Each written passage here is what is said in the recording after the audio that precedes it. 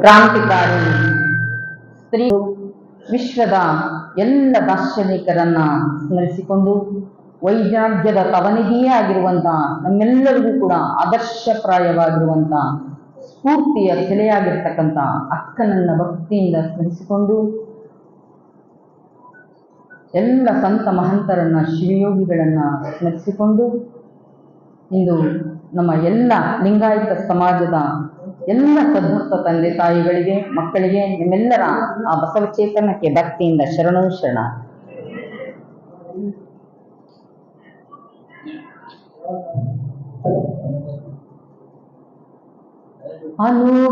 ಅನುವಾದಡಿಗೆಯ ಮಾಡಿ ಅನುವಾದಡಿಗೆಯ ಮಾಡಿ ಆದ ಕನುವಾಡಿಗಳೇ ಬಂದೆ ನೀವೆಲ್ಲ ಕೂಡಿ ಅನುವಾದಡಿಗೆಯ ಮಾಡಿ ತನುವೆಂಬ ಬಾಂಡವ ತೊಳೆದು ತನುವೆಂಬ ಬಾಂಡವ ತೊಳೆದು ಕೆಟ್ಟ ಮನದ ಜಂಜಡವೆಂಬ ಮುಸುರೆಯ ಕಳೆದು ಕೆಟ್ಟ ಮನದ ಜಂಜಡವೆಂಬ ಮುಸುರೆಯ ಕಳೆದು ಘನವೆಂಬ ಮನೆಯನ್ನೇ ಬಳಿದು ಘನವೆಂಬ ಮನೆಯನ್ನೇ ಬಳಿದು ಅಲ್ಲಿ ಮಿನುಗೋ ತ್ರಿಗುಣವೆಂಬ ಒಲೆಗಂಧ ಊಡಿ ಅಲ್ಲಿ ಮಿನುಗೋ ತ್ರಿಗುಣವೆಂಬ ಒಲೆಗಂಧ ಊಡಿ ಅನುಭಾವದಡಿಗೆಯ ಮಾಡಿ ಆದ ಕನುಭಾವಿಗಳು ಒಂದೇ ನೀವೆಲ್ಲ ಕೂಡಿ ಅನುಭಾವದಡಿಗೆಯ ಮಾಡಿ ವಿರತೆ ಎಂಬುವ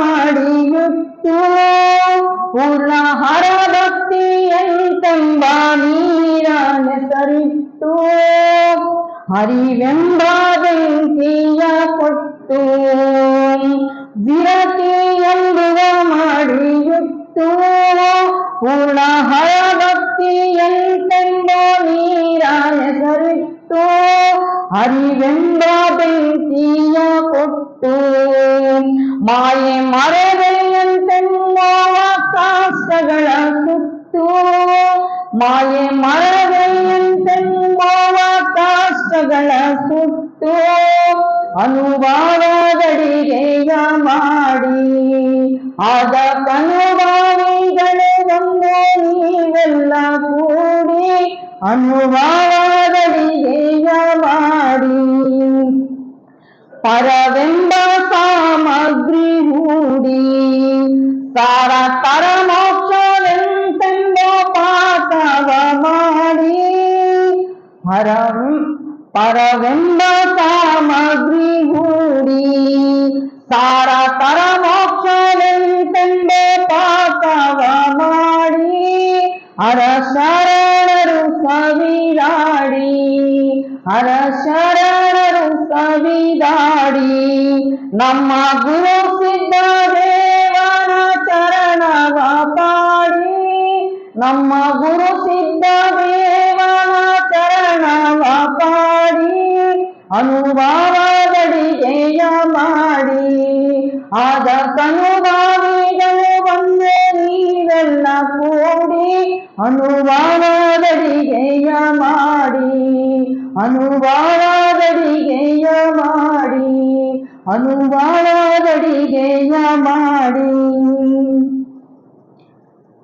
12ನೇ ಶತಮಾನದಲ್ಲಿ ಬಸವಾದಿ ಶಿವಶರಣರು ನಮಗೆ ಅನುಭವದ ಎಡೆಯನ್ನ ಮಾಡಿ ನಮಗೆ ಉಣಬಡಿಸಿದ್ದಾರೆ ಎನ್ನುವಂಥದ್ದು.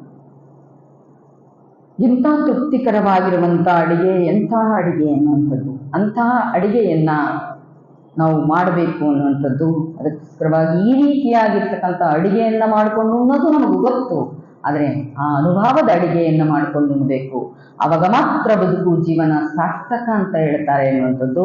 ಹಾಗೆ ನಾವು ಅಲ್ಲಮ ಪ್ರಭುದೇವರು ನಮಗೆ ಆಧ್ಯಾತ್ಮಿಕವಾಗಿರುವಂಥ ಕೃಷಿಯನ್ನ ಮಾಡೋದನ್ನ ಹೇಳ್ಕೊಟ್ರು. ಆದರೆ ಆಧ್ಯಾತ್ಮ ಕೃಷಿಯನ್ನ ಪಡ್ಕೋಬೇಕಲ್ವಾ, ಅದನ್ನ ತಿಳ್ಕೋಬೇಕಲ್ವಾ ಅನ್ನುವಂಥದಕ್ಕೋಸ್ಕರವಾಗಿ ಪ್ರಭುದೇವರು ಹೀಗೆ ಸಂಚಾರ ಮಾಡುವಂತ ಒಂದು ಸಂದರ್ಭದಲ್ಲಿ ಅವರಿಗೆ ಒಬ್ಬ ಶರಣನ ಒಬ್ಬ ಕೃಷಿಕ, ಒಬ್ಬ ಕಾಯಕ ಜೀವಿ ಮಾಡುವಂತ ಒಬ್ಬ ವ್ಯಕ್ತಿ ಸಂಧಿಸ್ತಾರೆ, ಭೇಟಿಯಾಗ್ತಾರೆ. ಆ ಭೇಟಿಯಾದಂತ ಸಂದರ್ಭದಲ್ಲಿ ಆ ಗೊಗ್ಗಯ್ಯನಿಗೆ ಪರಿಚಯವನ್ನು ಮಾಡಿಕೊಂಡಾಗ ಪ್ರಭುದೇವರು ಕುಶಲೋಪರಿಯನ್ನ ವಿಚಾರಿಸ್ತಾರೆ. ಅದಕ್ಕಿಂತ ಮುಂಚಿತವಾಗಿ ಗೊಗ್ಗಯ್ಯನಿಗೊಂದು ಕುತೂಹಲ. ಅಲ್ಲಿಂದ ದೂರದಿಂದ ಬರುವಂತ ಆ ಯೋಗಿಯನ್ನ, ತಪಸ್ವಿಯನ್ನ ಕಂಡಾಕ್ಷಣ ಆತನಿಗೇನೋ ಒಂದು ರೀತಿ ಮನಸ್ಸಲ್ಲಿ ಪುಳಕಿತ ಆಗ್ತದೆ. ಅವರನ್ನ ನೋಡ್ಬೇಕು, ಅವ್ರ ಹತ್ರ ಏನಾದ್ರು ಮಾತಾಡ್ಬೇಕು, ಅವರಿಂದ ಕೇಳಬೇಕು, ಅವರಿಂದ ತಿಳ್ಕೋಬೇಕು, ಈ ರೀತಿಯಾಗಿರ್ತಕ್ಕಂಥ ಉತ್ಕಟವಾಗಿರುವಂತ ಹಂಬಲ ಆಗ್ತದೆ. ಅವಾಗ ಇನ್ನೇನು ಹತ್ತಿರ ಬಂದಾಕ್ಷಣ ಅವರು ಶರಣಾರ್ಥಿ ಬುದ್ಧಿ ಎಂದಾಗ ಅವರು ಶರಣಾರ್ಥಿ ಹೇಳ್ತಾರೆ. ಆಗ ಯಾರು ನೀವು ಅಂತ ಕೇಳಿದಾಗ ಗೊಗ್ಗಯ್ಯನಿಗೆ ಪ್ರಭುಗಳು ಕೇಳ್ತಾರೆ. ಅವಾಗ ಬುದ್ಧಿ, ನಾನೊಬ್ಬ ಕೃಷಿಕ, ಹೇಗೋ ಭಗವಂತನ ಕೃಪೆ ಆಶೀರ್ವಾದದಿಂದ ಮಳೆ ಆಗಿದೆ, ಚೆನ್ನಾಗಿ ಬೆಳೆನೂ ಕೂಡ ಬೆಳೆದಿದ್ದೇನೆ, ನಾನು ಕೃಷಿ ಮಾಡ್ತಾ ಇದ್ದೇನೆ. ಹಾಗೆ ಪ್ರಭುದೇವರನ್ನ ಕೇಳ್ತಾರೆ, ಬುದ್ಧಿ ತಾವು ಯಾರಿಗೂ ಅಂತ ಗೊತ್ತಾಗ್ಲಿಲ್ಲ ಅಂದಾಗ, ನಾನು ಕೂಡ ಒಂದು ರೀತಿ ಕೃಷಿಕನೇ, ನೀನು ಭೌತಿಕವಾಗಿರ್ತಕ್ಕಂಥ ಕೃಷಿಯನ್ನ ಮಾಡ್ತೀಯಾ, ಆದ್ರೆ ನಾನು ಆಧ್ಯಾತ್ಮಿಕವಾಗಿರುವಂತ ಕೃಷಿಕ ಅಂತ ಹೇಳ್ತಾರೆ. ಅಂತ ಆಧ್ಯಾತ್ಮಿಕವಾಗಿರುವಂತ ಕೃಷಿ ಮಾಡುವ ಬಗ್ಗೆ ಅಥವಾ ಏನೋ ಆ ವಿಚಾರವನ್ನ, ಹೆಸರನ್ನ ಕೇಳಿದಾಕ್ಷಣ ಏನೋ ಒಂದು ರೀತಿ ಕುತೂಹಲ ಆಗ್ತದೆ. ಅವಾಗ ಪ್ರಭುದೇವರ ಹಾಗೆ ಅಲ್ಲಿ ಕೂತ್ಕೊಳ್ತಾರೆ. ಹಾಗೆ ಆತನೊಟ್ಟಿಗೆ ಕುಶಲ ಸಂಭಾಷಣೆಯನ್ನ ಮಾಡ್ತಾ ಇರ್ತಾರೆ. ಆತನಿಗನಿಸ್ತದೆ, ನೀನು ಕೃಷಿ ಮಾಡ್ತಾ ಇದೀಯಾ, ನಾನು ಆಧ್ಯಾತ್ಮಿಕ ಕೃಷಿಕ ಅಂದಾಕ್ಷಣ ಆತನಿಗನಿಸ್ತದೆ, ಬುದ್ಧಿ ನಾನು ಕೂಡ ನಿಮ್ಮ ಅಂತ ಕೃಷಿಯನ್ನ ನಾನು ಮಾಡಬಹುದಾ ಅಂತ ಕೇಳ್ತಾರೆ.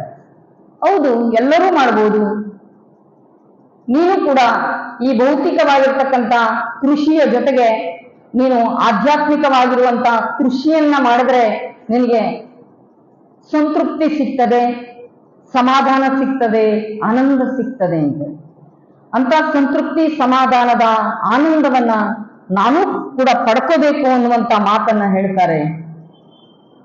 ಅವ್ರಿಗನಿಸ್ತದೆ, ಎಂಥ ಗುರುವನ್ನ ನಾನು ಪಡ್ಕೊಂಡ್ಬಿಟ್ನಲ್ಲ ಅಂತೇಳಿ ಬಹಳ ಸಂತೋಷ ಆಗಿ, ಆನಂದ ಆಗಿ ಕೇಳ್ತಾರೆ, ಬುದ್ಧಿ ನನಗೆ ಆ ಪಾರಮಾರ್ಥದ ಅನುಭವದ ಕೃಷಿಯನ್ನ ತಿಳಿಸಿ ಅಂತ ಅಂದಾಗ ಅವರು ಹೇಳ್ತಾರೆ, ನಿನ್ನೆಯ ದಿನ ಪರಿಚಯವನ್ನು ಮಾಡಿಕೊಟ್ಟಾಗ ಹಾಗೆ ಮಾನಸಿಕವಾಗಿ ನಾನು ಹೇಗೆ ತಯಾರಾಗಬೇಕು ಅನ್ನುವಂಥದ್ದನ್ನ ಹಲವಾರು ರೀತಿಯಾಗಿರ್ತಕ್ಕಂಥ ಚಿಂತನೆಗಳನ್ನ ಮಾಡ್ತಾ ಅವರಿಗೆ ಮನವರಿಕೆಯನ್ನ ಮಾಡಿಕೊಡ್ತಾ ಆಧ್ಯಾತ್ಮಿಕವಾಗಿರ್ತಕ್ಕಂಥ ಕೃಷಿಯ ಬಗ್ಗೆ ಪರಿಚಯವನ್ನ ಮಾಡಿಕೊಡ್ತಾರೆ ಅನ್ನೋದು. ಹಾಗೆ ಹೇಳ್ತಾರೆ, ಇಂಥ ಕೃಷಿಯನ್ನು ಮಾಡುವಂತ ಸಂದರ್ಭದಲ್ಲಿ ನನ್ನ ಮನಸ್ಸನ್ನ ಹಿಡಿದಿಟ್ಟುಕೊಳ್ಳುವಂತ ಪ್ರಯತ್ನವನ್ನ ಮಾಡಬೇಕು, ಹರಿದಾಡುವಂತ ಮನಸ್ಸನ್ನ ಕಟ್ಟಿ ಹಾಕುವಂತ ಪ್ರಯತ್ನವನ್ನ ಮಾಡಬೇಕು ಅನ್ನುವಂಥದ್ದು. ಅಂತ ಪ್ರಯತ್ನವನ್ನ ನೀನು ಮಾಡಿದ್ದೇ ಆದ್ರೆ ನೀನು ಅದು ಖಂಡಿತ ನಿನಗೆ ಅದು ಫಲಿಸ್ತದೆ ಎನ್ನುವಂತ ಮಾತನ್ನು ಹೇಳ್ತಾರೆ. ಹಾಗೆ ನೀನು ಬೆಳೆಯುವಂತ ಸಂದರ್ಭದಲ್ಲಿ ಹಲವಾರು ರೀತಿಯಾಗಿರ್ತಕ್ಕಂಥ ಬೆಳೆಯನ್ನ ಕಳ್ಕೊಳ್ಳುವಂಥದ್ದು ಕೃಷಿಕನನ್ನ ನೋಡ್ತೇವೆ. ಒಂದ್ ಕಡೆ ಬೆಂಕಿಯ ಅನಾಹುತಕ್ಕೆ ಒಳಗಡೆ ಆಗಿ ಬೆಳೆಯನ್ನ ಕಳ್ಕೊಂಡಿರ್ತಕ್ಕಂಥದ್ದನ್ನ ನಾವು ನೋಡ್ತೇವೆ. ಹಾಗೆ ಮಳೆ ಹಾನಿಯಿಂದ ಬೆಳೆಯನ್ನ ಕಳ್ಕೊಂಡಿರ್ತಕ್ಕಂಥದ್ದನ್ನ ನಾವು ನೋಡ್ತೇವೆ. ಆದ್ರೆ ದುಷ್ಟ ಮನಸ್ಸುಗಳು ಕೂಡ ಇವತ್ತು ರೈತನ ಬೆಳೆಗಳನ್ನ ಹಾಳು ಮಾಡಿರ್ತಕ್ಕಂಥದ್ದನ್ನ ನಾವು ನೋಡ್ತೇವೆ ಅನ್ನೋಂಥದ್ದು. ಆದ್ರೆ ಯಾರೂ ಕೂಡ ಆ ರೀತಿಯಾಗಿರ್ತಕ್ಕಂಥ ಕೃತ್ಯಕ್ಕೆ ಒಳಗಡೆ ಆಗಬಾರ್ದು ಅನ್ನುವಂಥದ್ದು. ಆದ್ರೆ ಒಮ್ಮೊಮ್ಮೆ ಪ್ರಕೃತಿಯು ಕೂಡ ಆ ರೀತಿಯಾಗಿರ್ತಕ್ಕಂಥ ಘಟನೆಗಳು ಸಂಭವಿಸಿದಾಗ ನಾವು ತಲ್ಲಣಕ್ಕೆ ಒಳಗಾಗ್ತೇವೆ, ಅಸಂಖ್ಯಕ್ಕೆ ಒಳಗಾಗ್ತೇವೆ. ಆದ್ರೆ ಶರಣರು ಯಾವುದಕ್ಕೂ ಕೂಡ ಧೃತಿಗೆಡ್ಲಿಲ್ಲ ಅನ್ನುವಂಥದ್ದು. ಎಂಥದ್ದೇ ಸಂದರ್ಭ ಬಂದರೂ ಕೂಡ ಬಂದೊಡೊಂದು ಲೇಸು ಬಾರದಿದ್ದೆರಡು ಲೇಸು ಅನ್ನುವಂಥ ನಿರ್ಲಿಪ್ತತೆಗೆ ಒಳಗಾಗಿದ್ದಂಥವ್ರು ಶರಣರು ಅನ್ನುವಂಥದ್ದು. ಅಂತ ನಿರ್ಲಿಪ್ತತೆಯ ಭಾವವನ್ನ ತಾಳಿ ಶಾಶ್ವತವಾಗಿರ್ತಕ್ಕಂಥ ಆಧ್ಯಾತ್ಮಿಕವಾಗಿರ್ತಕ್ಕಂಥ ಕೃಷಿಯನ್ನ ಪಡ್ಕೋಬೇಕು ಅನ್ನೋದು. ಅಂತ ಕೃಷಿಯನ್ನ ಪಡ್ಕೊಂಡಿರ್ತಕ್ಕಂಥ ಪ್ರಭುದೇವರು ಹೇಳ್ತಾರೆ, ಯಾವುದು ನಿನಗೆ ಶಾಶ್ವತ ಅನ್ನುವಂಥದ್ದನ್ನ ನೀನು ಬಹಳ ಚೆನ್ನಾಗಿ ಅರ್ಥ ಮಾಡ್ಕೋಬೇಕು. ಹಾಗಾದ್ರೆ ಯಾವುದು ಶಾಶ್ವತವಾಗಿರತಕ್ಕಂಥದ್ದು, ಆದ್ರೆ ಯಾವುದು ಶಾಶ್ವತವಲ್ಲದ್ದು ಅನ್ನುವಂಥದ್ದು ನೀನು ತಿಳ್ಕೋಬೇಕು ಅಂತೇಳಿ ಮತ್ತೆ ಮತ್ತೆ ಒತ್ತಿ ಒತ್ತಿ ಹೇಳ್ತಾರೆ. ಆಗ ಹೇಳ್ತಾರೆ ಪ್ರಭುದೇವರು, ಇದು ಭೂಮಿ ನಿನ್ನದಲ್ಲ, ಹೇಮ ನಿನ್ನದಲ್ಲ, ಕಾಮಿನಿ ನಿನ್ನವಳಲ್ಲ, ಇವು ಜಗತ್ತಿಕ್ಕಿದ ವಿಧಿ. ಈ ನಿನ್ನ ಒಡವೆ ಎಂಬುದು ಅದು ಜ್ಞಾನರತ್ನ, ಅಂತಪ್ಪ ಜ್ಞಾನರತ್ನವ ಎಡಗಡೆ ನೀನು ಅಲಂಕರಿಸಿದೆಯಾದರೆ ನಿನಗಿಂತ ಸಿರಿವಂತರಿಲ್ಲ. ಭೌತಿಕವಾಗಿರುವಂತಹ ಬೆಳೆಯನ್ನ ಬೆಳೆದು ಆ ಬೆಳೆಯನ್ನ ನೀನು ಬೆಳೆದು ಅಭಿವೃದ್ಧಿಯನ್ನ ಹೊಂದಬಹುದು. ಹಾಗೆ ಅಂಥ ಬೆಳೆಗಿಂತಲೂ ಕೂಡ ನೀನು ಶಾಶ್ವತವಾಗಿರ್ತಕ್ಕಂಥದ್ದನ್ನ ಹಿಂದೆ ಹೋಗ್ಬೇಕೇವೇನೋ, ಕ್ಷಣಿಕ ಸುಖಕ್ಕಾಗಿ ನೀನು ಹೋಗುವಂಥದ್ದಲ್ಲ. ಆಸೆ ಪಟ್ಟು ನೀನು ದುರಾಸೆಗೆ ಒಳಗಾಗಿ ನೀನು ಹೋಗೋದಲ್ಲ. ನೀನು ಅಂದಂದಿನ ತೃಪ್ತಿಯನ್ನ ಅಂದಂದೇ ನೀನು ಪಡ್ಕೋಬೇಕು ಅನ್ನುವಂತ ವಿಚಾರವನ್ನ, ಹಲವಾರು ರೀತಿಯಾಗಿರ್ತಕ್ಕಂಥ ವಿಚಾರವನ್ನ ಪ್ರಭುದೇವರು ಅವರಿಗೆ ತಿಳಿಸ್ಕೊಡ್ತಾರೆ ಎನ್ನುವಂಥದ್ದು. ಹಾಗೆ ಅಲ್ಲಮ ಪ್ರಭುದೇವರು ಎಂತಹ ಪೂಜೆಯನ್ನ ಮಾಡಬೇಕು ಅನ್ನುವಂಥದ್ದನ್ನು ಬಹಳ ಸೊಗಸಾಗಿ ತಿಳಿಸ್ಕೊಡ್ತಾರೆ. ಎಂತಹ ಪೂಜೆಯನ್ನ ಮಾಡಬೇಕು, ಅಲ್ಲಿ ಪ್ರಭುದೇವರು ಹೋಗುವಂತಹ ಸಂದರ್ಭದಲ್ಲಿ ನಾವು ನೀವೆಲ್ಲ ತೆಗೆದುಕೊಂಡು ಹೋಗುವ ಹಾಗೆ ಯಾವುದೇ ರೀತಿಯಾಗಿರ್ತಕ್ಕಂಥ ಪರಿಕರಗಳನ್ನ ತೆಗೆದುಕೊಂಡು ಹೋಗೋದಿಲ್ಲ ಅನ್ನುವಂಥದ್ದು.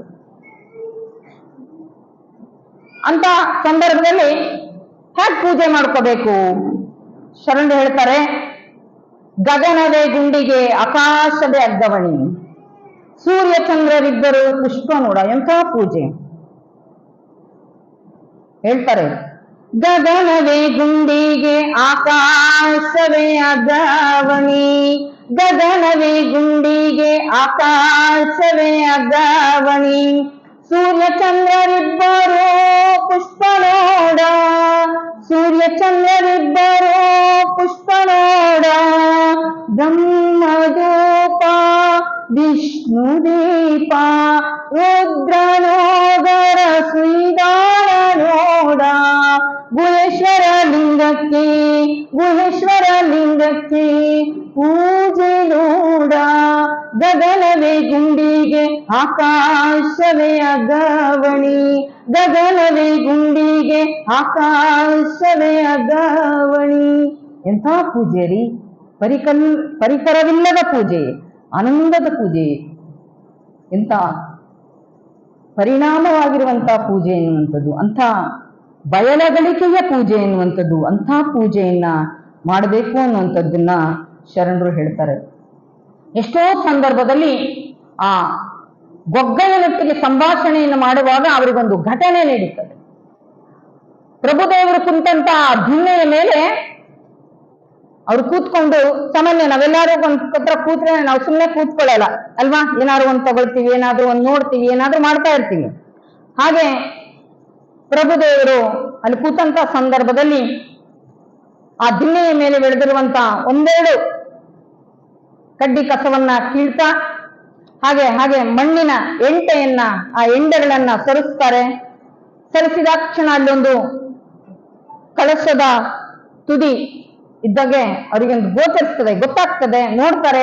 ಅದನ್ನ ಹಾಗೆ ಸರಿಸ್ತಾ ಸರಿಸ್ತಾ ಹೋಗ್ತಾರೆ. ಅಲ್ಲೊಂದು ಗುಹೆ ಇರ್ತದೆ.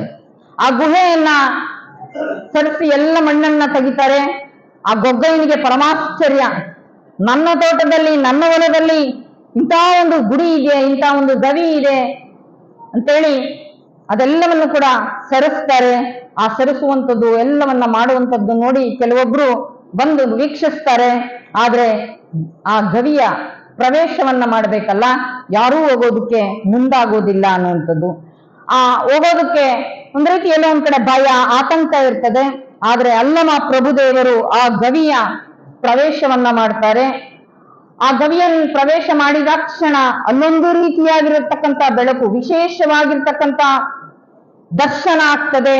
ಆ ವಿಶೇಷವಾಗಿರ್ತಕ್ಕಂಥ ದರ್ಶನ ಏನಪ್ಪಾ ಅಂದ್ರೆ, ಅಲ್ಲಿ ಅನಿಮಿಷಾರಣ್ಯರು ಯೋಗವನ್ನ ವರ್ಷಾನುವರ್ಷದಿಂದ ಆ ತಪಸ್ಸನ್ನ ಮಾಡಿ ಹಾಗೇ ತ್ರಾಟಕ ಯೋಗದಲ್ಲಿ ಕುಳಿತಿರುವಂತ ಆ ಭಂಗಿಯನ್ನ ಅದೆಲ್ಲವನ್ನು ಕೂಡ ನೋಡಿ ಪರಮಾಶ್ಚರ್ಯ, ಪರಮಾನಂದ ಆಗ್ತದೆ ಅಲ್ಲಮ ಪ್ರಭುದೇವರಿಗೆ. ಆಗ ಆ ದೀರ್ಘದಂಡ ನಮಸ್ಕಾರವನ್ನ ಮಾಡಿ ಆ ಶಿವಯೋಗಿಯ ಅಂಗೈಯಲ್ಲಿರುವಂತಹ ಲಿಂಗವನ್ನ ತೆಗೆದುಕೊಂಡು ತನಗೆ ತೆಗೆದುಕೊಂಡಾಕ್ಷಣ ಇವರಲ್ಲಿ ಏನೋ ಒಂದು ರೀತಿ ವಿದ್ಯುತ್ ಸಂಚಾರ ಆದಂಗಾಗ್ತದೆ. ಆಗ ಇವರು ತೆಗೆದುಕೊಂಡು ಆ ನಮಸ್ಕಾರ ಮಾಡಿ ತನ್ನ ಅಂಗೈಯಲ್ಲಿ ಇಟ್ಕೊಳ್ಳುವುದರಷ್ಟರೊಳಗಾಗಿ ಅಸ್ಥಿ ಎಲ್ಲ ಕಳಚಿ ಬೀಳುತ್ತದೆ. ಆಗ ಅಲ್ಲಮ ಪ್ರಭುದೇವರು ಆ ಲಿಂಗವನ್ನ ತೆಗೆದುಕೊಂಡು ಹೊರಗೆ ಬಂದು ಅವರನ್ನ ಗುಹೆ ಪ್ರವೇಶವನ್ನ ಮಾಡಿದಾಗ ನೋಡಿದಂತ ಆ ಅಲ್ಲಮರೇ ಬೇರೆ, ಆ ಗುಹೆಯಿಂದ ಹೊರಗೆ ಬಂದಾಗ ಆ ನೋಡುವಂತ ದೃಶ್ಯವೇ ಬೇರೆ ಎನ್ನುವಂಥದ್ದು. ಆ ಗೊಗ್ಗಯ್ಯನಿಗೆ ಪರಮಾಶ್ಚರ್ಯ ಆಗ್ತದೆ. ಎಂಥ ಜ್ಞಾನಿ, ಎಂಥ ಅನುಭಾವಿ, ಇವರಿಂದ ಏನಾದ್ರು ತಿಳ್ಕೋಬೇಕು ಮಾಡಬೇಕು ಅಂತ ಹೇಳಿ ಅಲ್ಲಮರು ಹೋಗಿ ಅಲ್ಲಮ ಪ್ರಭುವಾಗಿ ಬರ್ತಾರೆ. ಆ ಜ್ಞಾನವನ್ನ ಅನುಭವವನ್ನ ಪಡ್ಕೊಳ್ತಾರೆ ಎನ್ನುವಂಥದ್ದು. ಎಂಥ ಪೂಜೆಯನ್ನ, ಎಂಥ ಆ ಲಿಂಗವನ್ನ ತೆಗೆದುಕೊಳ್ತಾರೆ ಅಂತ ಅಂದ್ರೆ ಶರಣರು ಹೇಳು ಹಾಗೆ, ಹರಿಯುವ ನದಿಗೆ ಮೈಯೆಲ್ಲ ಕಾಲು, ಉರಿಯುವ ಅಗ್ನಿಗೆ ಮೈಯೆಲ್ಲ ನಾಲಿಗೆ, ಬೀಸುವ ಗಾಳಿಗೆ ಮೈಯೆಲ್ಲ ಕೈ, ಗುಹೇಶ್ವರನ ಆ ಲಿಂಗಕ್ಕೆ ಸರ್ವಾಂಗವೂ ಲಿಂಗ. ಬರೀ ಒಂದು ಲಿಂಗ ಅಲ್ಲ, ಗುರು ಕೊಡುವಂತ ಸಂದರ್ಭದಲ್ಲಿ ಇಷ್ಟಲಿಂಗವನ್ನ ಕೊಟ್ಟು ಪ್ರಾಣಲಿಂಗ, ಭಾವಲಿಂಗ, ಇಷ್ಟಲಿಂಗವನ್ನ ಸಂಬಂಧವನ್ನ ಮಾಡಿ ಹಾಗೆ ನವಚಕ್ರಗಳಿಗೆ ಜಾಗೃತ ಮಾಡಿ ನವಲಿಂಗಗಳನ್ನು ಸ್ಥಾಪನೆ ಮಾಡಿದ್ರು. ಇಡೀ ಶರೀರವನ್ನೇ ಹೇಗೆ ಅಜಗಣ್ಣ ಮಂತ್ರಮಯವಾಗಿಸಿಕೊಂಡಿದ್ರು ಹಾಗೆ ಅಲ್ಲಮ ಪ್ರಭುದೇವರು ಇಡೀ ಕಾಯವನ್ನ, ತನುವನ್ನ, ಶರೀರವನ್ನ ಲಿಂಗವಾಗಿಸಿಕೊಂಡು ಅನ್ನುವಂಥದ್ದು. ಅಲ್ಲಿಂದ ನಿರ್ಗಮಿಸ್ತಾರೆ ಎನ್ನುವಂಥದ್ದು. ಹೋಗುವಂತ ಸಂದರ್ಭದಲ್ಲಿ ಹಲವಾರು ಜನ ಪ್ರಭುದೇವರ ಕಾಯ ಏನು ಅಂದ್ರೆ ಹಳ್ಳಿಗೆ ಏಕರಾತ್ರಿ, ಪಟ್ಟಣಕ್ಕೆ ಪಂಚರಾತ್ರಿ ಎನ್ನುವಂತೆ ಸದಾ ಸಂಚಾರವನ್ನ ಮಾಡುವಂಥದ್ದು. ಎಲ್ಲೆಲ್ಲಿ ಜನರು ಅಜ್ಞಾನದಿಂದ, ಅಂಧಕಾರದಿಂದ ಕೂಡಿದಾರೋ ಅವರಿಗೆಲ್ಲರಿಗೂ ಕೂಡ ಧರ್ಮ ಜಾಗೃತಿ ಮಾಡುವಂತ ಕೆಲಸವನ್ನ ಮಾಡ್ತಾ ಇದ್ರು ಅನ್ನುವಂಥದ್ದು. ಹೀಗೆ ಹಲವಾರು ರೀತಿಯಾಗಿರ್ತಕ್ಕಂಥ ಲೋಕಾನುಭವದ ಜೊತೆಗೆ ಅವರಿಗೆ ತತ್ವಾನುಭವವೂ ಕೂಡ ಆಗ್ತದೆ ಎನ್ನುವಂಥದ್ದು. ಅಂತ ಅನುಭವಾಮೃತವನ್ನ ಪಡಿತಾ ಆ ಅನಿಮಿಷಾರಣ್ಯದಿಂದ ಅವರು ತೆರಳತಕ್ಕಂಥದ್ದನ್ನ ನಾವು ನೋಡ್ತೇವೆ. ಹಾಗೆ ನಮ್ಮ ಪೂರ್ವಾಶ್ರಮದಲ್ಲೂ ಒಂದು ಇದೇ ರೀತಿಯಾಗಿರ್ತಕ್ಕಂಥ ಒಂದು ದಿನ ಇತ್ತು. ನಮಗೆ ಯಾರೋ ಒಬ್ರು ಹೇಳಿದ್ರು, ನಾವು ಊರಿನವ್ರಿಗೆ, ಪ್ರಮುಖರಿಗೆ, ಮುಖಂಡರಿಗೆ ಎಲ್ಲ ಹೇಳಿದ್ರು, ನೋಡಿ ಇಲ್ಲೊಂದು ಶಿವಯೋಗಿಯ ಗವಿ ಇದೆಯಂತೆ, ಗದ್ದಿಗೆ ಇದೆಯಂತೆ, ನೀವು ನೋಡಿ ಅಂತ ಹೇಳಿದಾಗ ಎಲ್ಲರಿಗೂ ಒಂದು ರೀತಿ ಕುತೂಹಲ. ಪ್ರಭುದೇವರು ಹೋದಾಗೆ ಎಲ್ಲರೂ ಹೋಗೋದಿಲ್ಲ, ಆದ್ರೆ ಆ ರೀತಿಯಾಗಿ ಹೆಚ್ಚಾಗಿ ಆ ನಿರ್ವಿಕಲ್ಪ ಸಮಾಧಿ ಆಗಿದ್ದನ್ನ ಯಾರು ತೆಗೆಯೋದಕ್ಕೆ ಬಿಡೋದಿಲ್ಲ, ಇಷ್ಟಪಡೋದು ಇಲ್ಲ. ಆ ರೀತಿ ದಿನಿ ಇರೋದನ್ನ ಎಲ್ಲರೂ ಕೂಡ ತರಿಸಿ ನೋಡ್ತಾರೆ. 4 ಕಂಬಗಳಿಂದ, ಕಲ್ಲು ಚಪ್ಪಡಿಗಳಿಂದ ಮಾಡಿದಂತ ಒಂದು ಗುಡಿ ರೂಪದಲ್ಲಿ ಇರ್ತದೆ. ಹಾಗೆ ಆ ನೆಲ ಸಮಾಧಿಯಲ್ಲಿರುವಂತ ಒಂದು ಚೌಕಟ್ಟಾಗಿರುವಂತ ಒಂದು ಕಲ್ಲು ಬಂಡೆ ಇರ್ತದೆ. ಅದನ್ನ ಕುತೂಹಲಕ್ಕೆ ಕೆಲವರು ನೋಡೋಣ ಕಾಣಿಸುತ್ತೇನೋ ಅಂತ ಹೇಳ್ಬಿಟ್ಟು ಸರಿಸಿ ನೋಡಿದಾಗ ಅಲ್ಲಿ ಸುಗಂಧವಾಗಿರುವಂತ ಪರಿಮಳ ಭರಿತವಾಗಿರುವಂತ ಸುಗಂಧ ಬಂದಾಗ ಅಲ್ಲಿರ್ತಕ್ಕಂಥವ್ರು ಕೆಲವರು ಹೇಳ್ತಾರೆ, ಅಂತ ನಿರ್ವಿಕಲ್ಪ ಸಮಾಧಿಯಾಗಿರುವಂತಹ ಶಿವಯೋಗಿಯ ಗದ್ದಿಗೆಯನ್ನ ಯಾರೂ ತೆಗಿಬಾರ್ದು ಎನ್ನುವಂತ ವಿಚಾರವನ್ನ ವ್ಯಕ್ತಪಡಿಸಿದಾಗ ಅಲ್ಲಿ ಯಾವಾಗ್ಲೂ ಕೂಡ ಯಾವಾಗ ನಾವು ಭಜನೆಯನ್ನು ಮಾಡಬೇಕು, ಪ್ರಾರ್ಥನೆಯನ್ನು ಮಾಡಬೇಕು, ಭಗವಂತನ ನಾಮಸ್ಮರಣೆಯನ್ನು ಮಾಡಬೇಕು, ಅಲ್ಲಿಗೆ ಹೋಗಿ ನಾವು ಮಾಡೋಣ ಅನ್ನುವಂತ ಸಂಕಲ್ಪವನ್ನು ಮಾಡಿಕೊಂಡು ಇವತ್ತು ಕೂಡ ಪ್ರತಿ ವರ್ಷವೂ ಕೂಡ ಅಲ್ಲಿ ಶರಣರ ಆ ಶಿವಯೋಗಿ ಹೆಸರಿನಲ್ಲಿ ದಾಸೋಹವನ್ನು ಮಾಡ್ತಾರೆ, ಆಗಾಗ ಭಜನೆಯನ್ನು ಮಾಡ್ತಾರೆ ಅಂತ. ಇಂಥ ಹಲವಾರು ರೀತಿಯಾಗಿರ್ತಕ್ಕಂಥ ಆ ಗವಿಗಳು ಇದ್ದಾವೆ ಅನ್ನುವಂಥದ್ದು. ಆ ಗವಿಗಳನ್ನ ಇತ್ತೀಚಿನ ದಿನಮಾನಗಳಲ್ಲಿ ನಾವು ಕಲ್ಯಾಣದಲ್ಲಿ ಹೆಚ್ಚು ನಾವು ಕಾಣ್ತೇವೆ ಅನ್ನುವಂಥದ್ದು. ಹಾಗೆ ಶರಣರು, ಆ ಶಿವಯೋಗಿಗಳು ಆ ರೀತಿಯಾಗಿರ್ತಕ್ಕಂಥ ಆಧ್ಯಾತ್ಮಿಕವಾಗಿರ್ತಕ್ಕಂಥ ಆ ಸನ್ನಿಧಾನವನ್ನ, ಆ ವಿಚಾರ ಚಿಂತನೆಗಳನ್ನ ಒತ್ತಿರುವಂತ ಎಲ್ಲ ಶಿವಯೋಗಿಗಳ ದಿಗ್ದರ್ಶನವನ್ನ ಮಾಡಿ ಪ್ರಭುದೇವರು ಎಲ್ಲಿಗೆ ಬರ್ತಾರೆ ಅಂತ ಅಂದ್ರೆ ಹಲವಾರು ರೀತಿಯಾಗಿರ್ತಕ್ಕಂಥ ಅನುಭವಾಮೃತದ ಎಡೆ ಮಾಡಬೇಕು ಅನ್ನುವಂತ ದೃಷ್ಟಿಯಿಂದ ಪ್ರಭುದೇವರಿಗೆ ಆ ಲಿಂಗಾನುಭವದ ಒಂದು ಅನುಭವ ಆದಾಗ ಅವರು ಒಂದು ವಚನದಲ್ಲಿ ಹೇಳ್ತಾರೆ, ಎನ್ನ ಕರಸ್ಥಳದ ಲಿಂಗವ ಅನಿಮಿಷಯ್ಯ ಕೊಂಡನು, ಅನಿಮಿಷಯ್ಯನ ಕರಸ್ಥಳದ ಲಿಂಗವ ನೀವು ಕೊಂಡಿರಿ, ನಿಮ್ಮ ಕರಸ್ಥಳವೇ ಎನ್ನ ಪರಸ್ಥಳವಾಯಿತು, ಕುರುಹಳಿದಲ್ಲಿ ಕುರುಹು ಕೊಂಬ ಪರ್ಯಂತಯ್ಯ, ಕೊಂಬುವರೊಳಗೆ ಸಿಲುಕಿದ ಬಳಿಕ ಕೊಂಬುವವರು ಕೊಡುವವರೊಳಗೆ ಸಿಲುಕಿದ ಬಳಿಕ ಕೂಡಲ ಸಂಗಮ ದೇವ ಎನ್ನ ಕರಸ್ಥಳದಲ್ಲಿ ಬಂದು ನೀನು ಚುಳುಕಾದೆ ಎನ್ನುವಂಥದ್ದು. ಆ ಚುಳುಕಾದ ಪರಿ ಎನ್ನುವಂಥದ್ದನ್ನ ಆ ಶರಣರು ಹೇಳುವಂಥದ್ದು. ಹಾಗೆ ಹಲವಾರು ರೀತಿಯಾಗಿರ್ತಕ್ಕಂಥ ಆ ಲಿಂಗಾಂಗ ಸಾಮರಸ್ಯವನ್ನ ಹೇಗೆ ಪಡ್ಕೋಬೇಕು, ಹೇಗೆ ಆ ಸತ್ಪಥದಲ್ಲಿ, ಆ ಸನ್ಮಾರ್ಗದಲ್ಲಿ ನಡಿಬೇಕು ಅನ್ನುವಂಥದ್ದನ್ನ ಹಲವಾರು ಜನ ಶರಣರು ಕಾಯಕ, ದಾಸೋಹ, ಶಿವಯೋಗ ಅನ್ನುವಂತ ಹಲವಾರು ಚಿಂತನೆಗಳನ್ನ ಅಲ್ಲಮ ಪ್ರಭುದೇವರು ಬಿತ್ತುತ್ತಾ ಅವರ ಬದುಕಿನಲ್ಲಿ ಬಸವ ಅನ್ನುವಂತ ಮೂರಕ್ಷರ ಎಷ್ಟೊಂದು ಪರಿಣಾಮ ಆಗ್ತದೆ ಅನ್ನೋದಾದ್ರೆ, ಬಾ ಎಂಬಲ್ಲಿ ಎನ್ನ ಭವ ಅರಿತು, ಸಾ ಎಂಬಲ್ಲಿ ಸರ್ವಜ್ಞಾನಿಯಾದೆನು, ವಾ ಎಂದು ವಚಿಸುವಡೆ ವಸ್ತು ಚೈತನ್ಯಾತ್ಮಕವಾಗಿತ್ತು ಅನ್ನುವಂಥದ್ದು.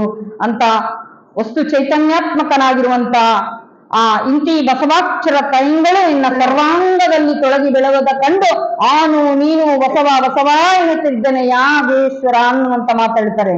ಆ ಬಸವ ಅನ್ನುವಂತ ಮೂರಕ್ಷರದಲ್ಲಿ ಎಂತ ಮಹತ್ವ ಅಡಗಿದೆ ಎನ್ನುವಂಥದ್ದು.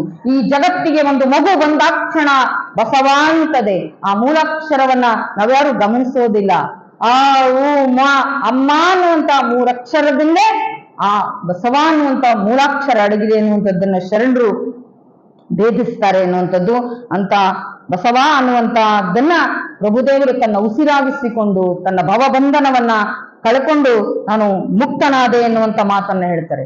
ಪ್ರಭುದೇವರು ಬರುವಂತಹ ಹಾದಿಯಲ್ಲಿ ಹಲವಾರು ರೀತಿಯಾಗಿರುವಂತಹ ಅನುಭವಗಳಾಗುವಾಗ ಅವರನ್ನ ಎಲ್ಲರೂ ಕೂಡ ಭಕ್ತಿಯಿಂದ ನೋಡ್ತಾರೇನು? ಇಲ್ಲ. ಪ್ರಭುದೇವರ ಆ ಕಾಯವನ್ನ, ತನುವನ್ನ, ಶರೀರವನ್ನ ನೋಡಿದವರು ಒಬ್ಬೊಬ್ಬರಿಗೆ ಒಂದೊಂದು ರೀತಿಯಾಗಿರ್ತಕ್ಕಂಥ ರೀತಿಯಲ್ಲಿ ಕಾಣ್ತಾರೆ ಅನ್ನುವಂಥದ್ದು.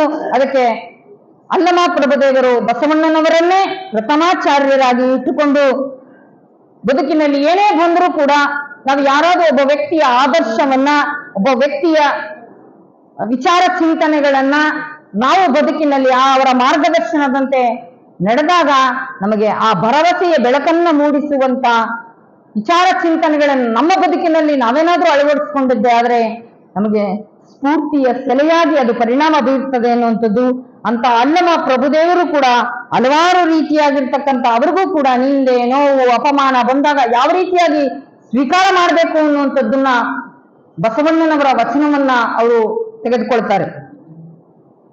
ನಿಂದಿಸುವನೊಬ್ಬ, ಸ್ತುತಿಸುವನೊಬ್ಬ, ನಿಂದಿಸುವನೊಬ್ಬ, ಸ್ತುತಿಸುವನೊಬ್ಬ, ಇವರಿಬ್ಬರು ನಮ್ಮ ಶಿವಯೋಗಿಯ ಪರಮ, ಇವರಿಬ್ಬರು ನಮ್ಮ ಶಿವಯೋಗಿಯ ಪರಮ ಬಂಧುಗಳಯ್ಯ, ಬಂಧುಗಳಯ್ಯ.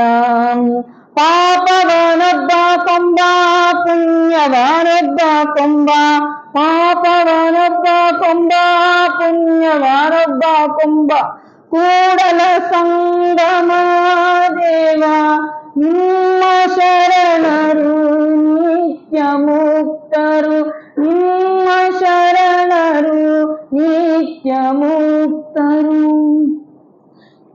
ನಾವು ಜಗತ್ತಿನಲ್ಲಿ ಲೌಕಿಕರಿಗೂ ಅಷ್ಟೇ, ಪಾರಮಾರ್ಥದಲ್ಲಿ ನಡೆಯೋರಿಗೂ ಅಷ್ಟೇ, ಜಗತ್ತಿನಲ್ಲಿ ಬರೋವೆ ನೋವು, ನಿಂದೆ, ಅಪಮಾನ ಇವೆಲ್ಲವೂ ಕೂಡ ಸುಖ ದುಃಖ ಒಂದು ನಾಣ್ಯದ ಎರಡು ಮುಖಗಳಂತೆ. ಬಾ ಅಂದ್ರೆ ಬರಂಗಿಲ್ಲ, ಹೋಗು ಅಂದ್ರೆ ಹೋಗಂಗಿಲ್ಲ, ಸದಾ ಬರೋದೆ ಹೋಗದೆ. ಅದಕ್ಕೆ ಶರಣರು ನೀವು ಯಾವತ್ತೂ ಕೂಡ ಧೃತಿಗೆಡಬೇಡ. ಅವ್ರು ಎಷ್ಟೊಂದು ಉದಾಹರಣೆ ಕೊಟ್ಟು ಹೇಳ್ತಾರೆ. ಕಷ್ಟ, ದುಃಖ, ನೋವು, ಸಮಸ್ಯೆ ಎಲ್ಲವೂ ಕೂಡ ಸಮುದ್ರದ ಮೇಲಿನ ಅಲೆಗಳಂತೆ ಇವು ಬರ್ತವೆ ಹೋಗ್ತವೆ. ಅದ್ಯಾವುದಕ್ಕೂ ಕೂಡ ತಲೆ ಕೆಡಿಸ್ಕೋಬಹುದು. ಅದು ಶಾಶ್ವತವಾಗಿ ನಿಲ್ಲೋದಲ್ಲ, ಬರೋದು ಹೋಗೋದೆ. ಆದ್ರೆ ನೀನು ಧೃತಿಗೆಡಬೇಡ. ನೀ ಎಂಥದ್ದೇ ಸಂದರ್ಭ ಬಂದ್ರೂ ಕೂಡ, ಉದಾಹರಣೆಗೆ ಯಾರಾದ್ರೂ ನಮ್ಮನ್ನ ಏನಾದ್ರೂ ಅಂದ್ಬಿಟ್ರೆ ಬಹಳ ಮನಸ್ಸಿಗೆ ನೋವು ಮಾಡ್ಕೊಳ್ತೀವಿ, ಬಹಳ ದುಃಖ ಆಗ್ತದೆ, ವ್ಯಥೆ ಆಗ್ತದೆ.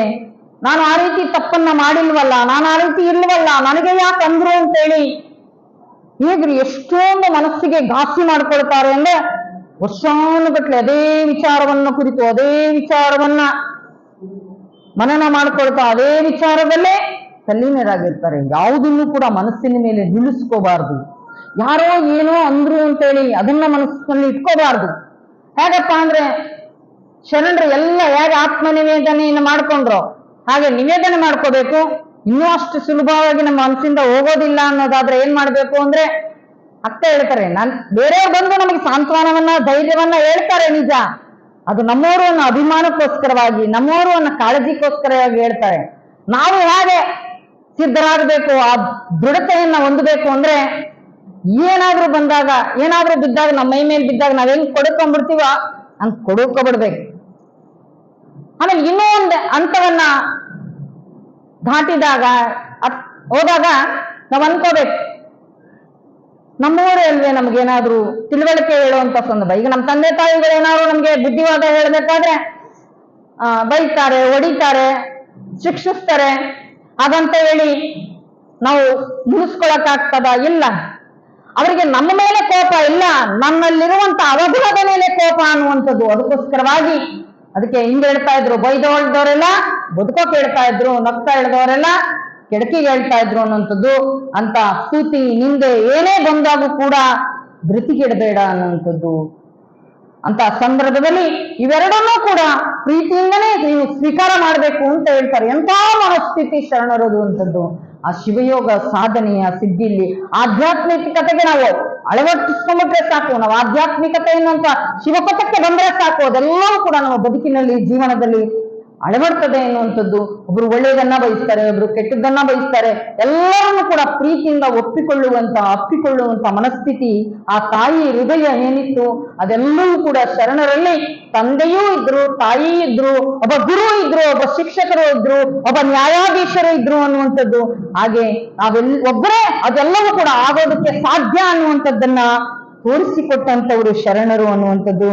ಅಂತ ಶಿವಾನುಭವದ ಅನುಭವವನ್ನ ಅಂತ ಸತ್ಪಥದಲ್ಲಿ ಎಲ್ಲರನ್ನು ಕೊಂಡೊಯ್ಯೋದಕ್ಕೆ ಪ್ರಭುದೇವರು ಅಣಿಯಾಗ್ತಾರೆ ಎನ್ನುವಂಥದ್ದು.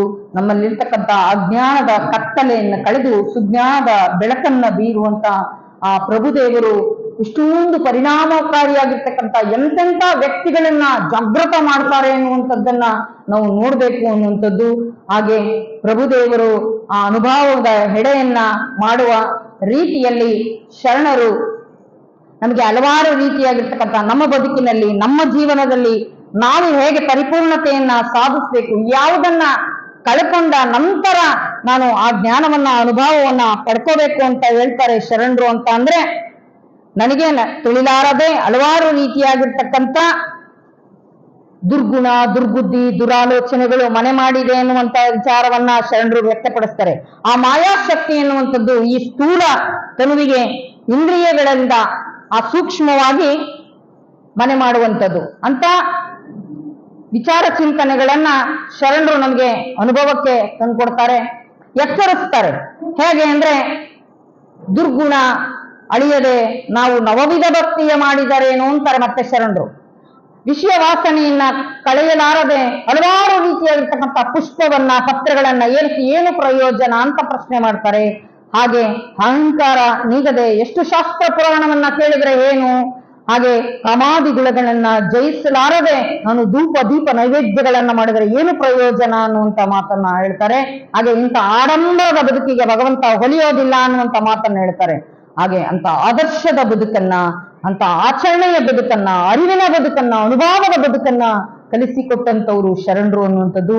ಹಾಗೆ ನಾವು ದೇವರು ಧರ್ಮದ ಹೆಸರಿನಲ್ಲಿ ಹಲವಾರು ರೀತಿಯಾಗಿರ್ತಕ್ಕಂಥ ನಾವು ವಸ್ತುಗಳನ್ನ ಪದಾರ್ಥಗಳನ್ನ ವ್ಯಯ ಮಾಡ್ತಾ ಇದ್ದೀವಿ ಅನ್ನುವಂಥದ್ದು. ಇನ್ನೇನು ಹಲವಾರು ರೀತಿಯಾಗಿರ್ತಕ್ಕಂಥ ಹಬ್ಬ ಹರಿದಿನಗಳ ಬಂದಾಗ ನಮ್ಮನ್ನ ಭಯಭೀತಿಯಿಂದ ಎದುರಿಸಿ ನೀವು ಆಗ್ ಮಾಡ್ಲಿಲ್ಲ ಅಂದ್ರೆ ನಿಮ್ಗೆ ಹಂಗಾಗ್ಬಿಡ್ತದೆ, ಈಗ ಮಾಡ್ಲಿಲ್ಲ ಅಂದ್ರೆ ಹಿಂಗಾಗ್ಬಿಡ್ತದೆ ಅಂತ ಹೇಳಿ ಭಯಭೀತಿಯನ್ನ ಗೊಳಿಸುವಂತ ಸಂದರ್ಭದಲ್ಲಿ ಅಂತವ್ರು ಹೇಳ್ತಾರೆ, ನೀವು 9 ಪ್ರಕಾರವಾಗಿರ್ತಕ್ಕಂಥ ಪೂಜೆಯನ್ನು ಮಾಡಬೇಕು, ನೀವು ನಿಮ್ಮ ಕಷ್ಟಗಳನ್ನು ತೀರ್ಬೇಕಾದ್ರೆ ನೀವು ಆ ಧಾನ್ಯವನ್ನ ಕೊಡ್ಬೇಕು, ಈ ಧಾನ್ಯವನ್ನ ಕೊಡ್ಬೇಕು, ಅಂತ ಪೂಜೆ ಮಾಡ್ಬೇಕು, ಇಂಥ ಪೂಜೆಯನ್ನ ಮಾಡ್ಬೇಕು ಅಂತ ನಾವೇನ್ ಮಾಡ್ತೀವಿ. ಆಗ ಹೌದೇನೋ ಅಂತ ತಿಳ್ಕೊಂಡು ಯಾರು ಏನ್ ಹೇಳ್ತಾರೋ ಎಲ್ಲವೂ ಕೂಡ ಹೇಳ್ತಾರೆ. ನೋಡಿ, ಒಂದು ಕುರಿ ಬಿತ್ತು ಅಂದ್ರೆ ಹಳ್ಳಕ್ಕೆ ಎಲ್ಲಾ ಕುರಿ ಬಿದ್ದು ಅಂದ್ರೆ ಮೊನ್ನೆ ದಿನ ಒಂದು ಕತೆ ಹೇಳಿದ್ವಲ್ಲ ನಿಮ್ಗೆ, ಆ ಅತ್ತೆ ಸೊಸೆದು ಬೆಕ್ಕಿನ ಕತೆ ಹಾಗಾಗ್ಬಿಡ್ತದೆ. ಅದಕ್ಕೋಸ್ಕರವಾಗಿ ನಾವು ಸದಾ ಶರಣಪಥದಲ್ಲಿ ಸತ್ಪಥದಲ್ಲಿ ಇರುವಂತವ್ರು ಸದಾ ವೈಚಾರಿಕವಾಗಿರ್ತಕ್ಕಂಥ ಚಿಂತನೆ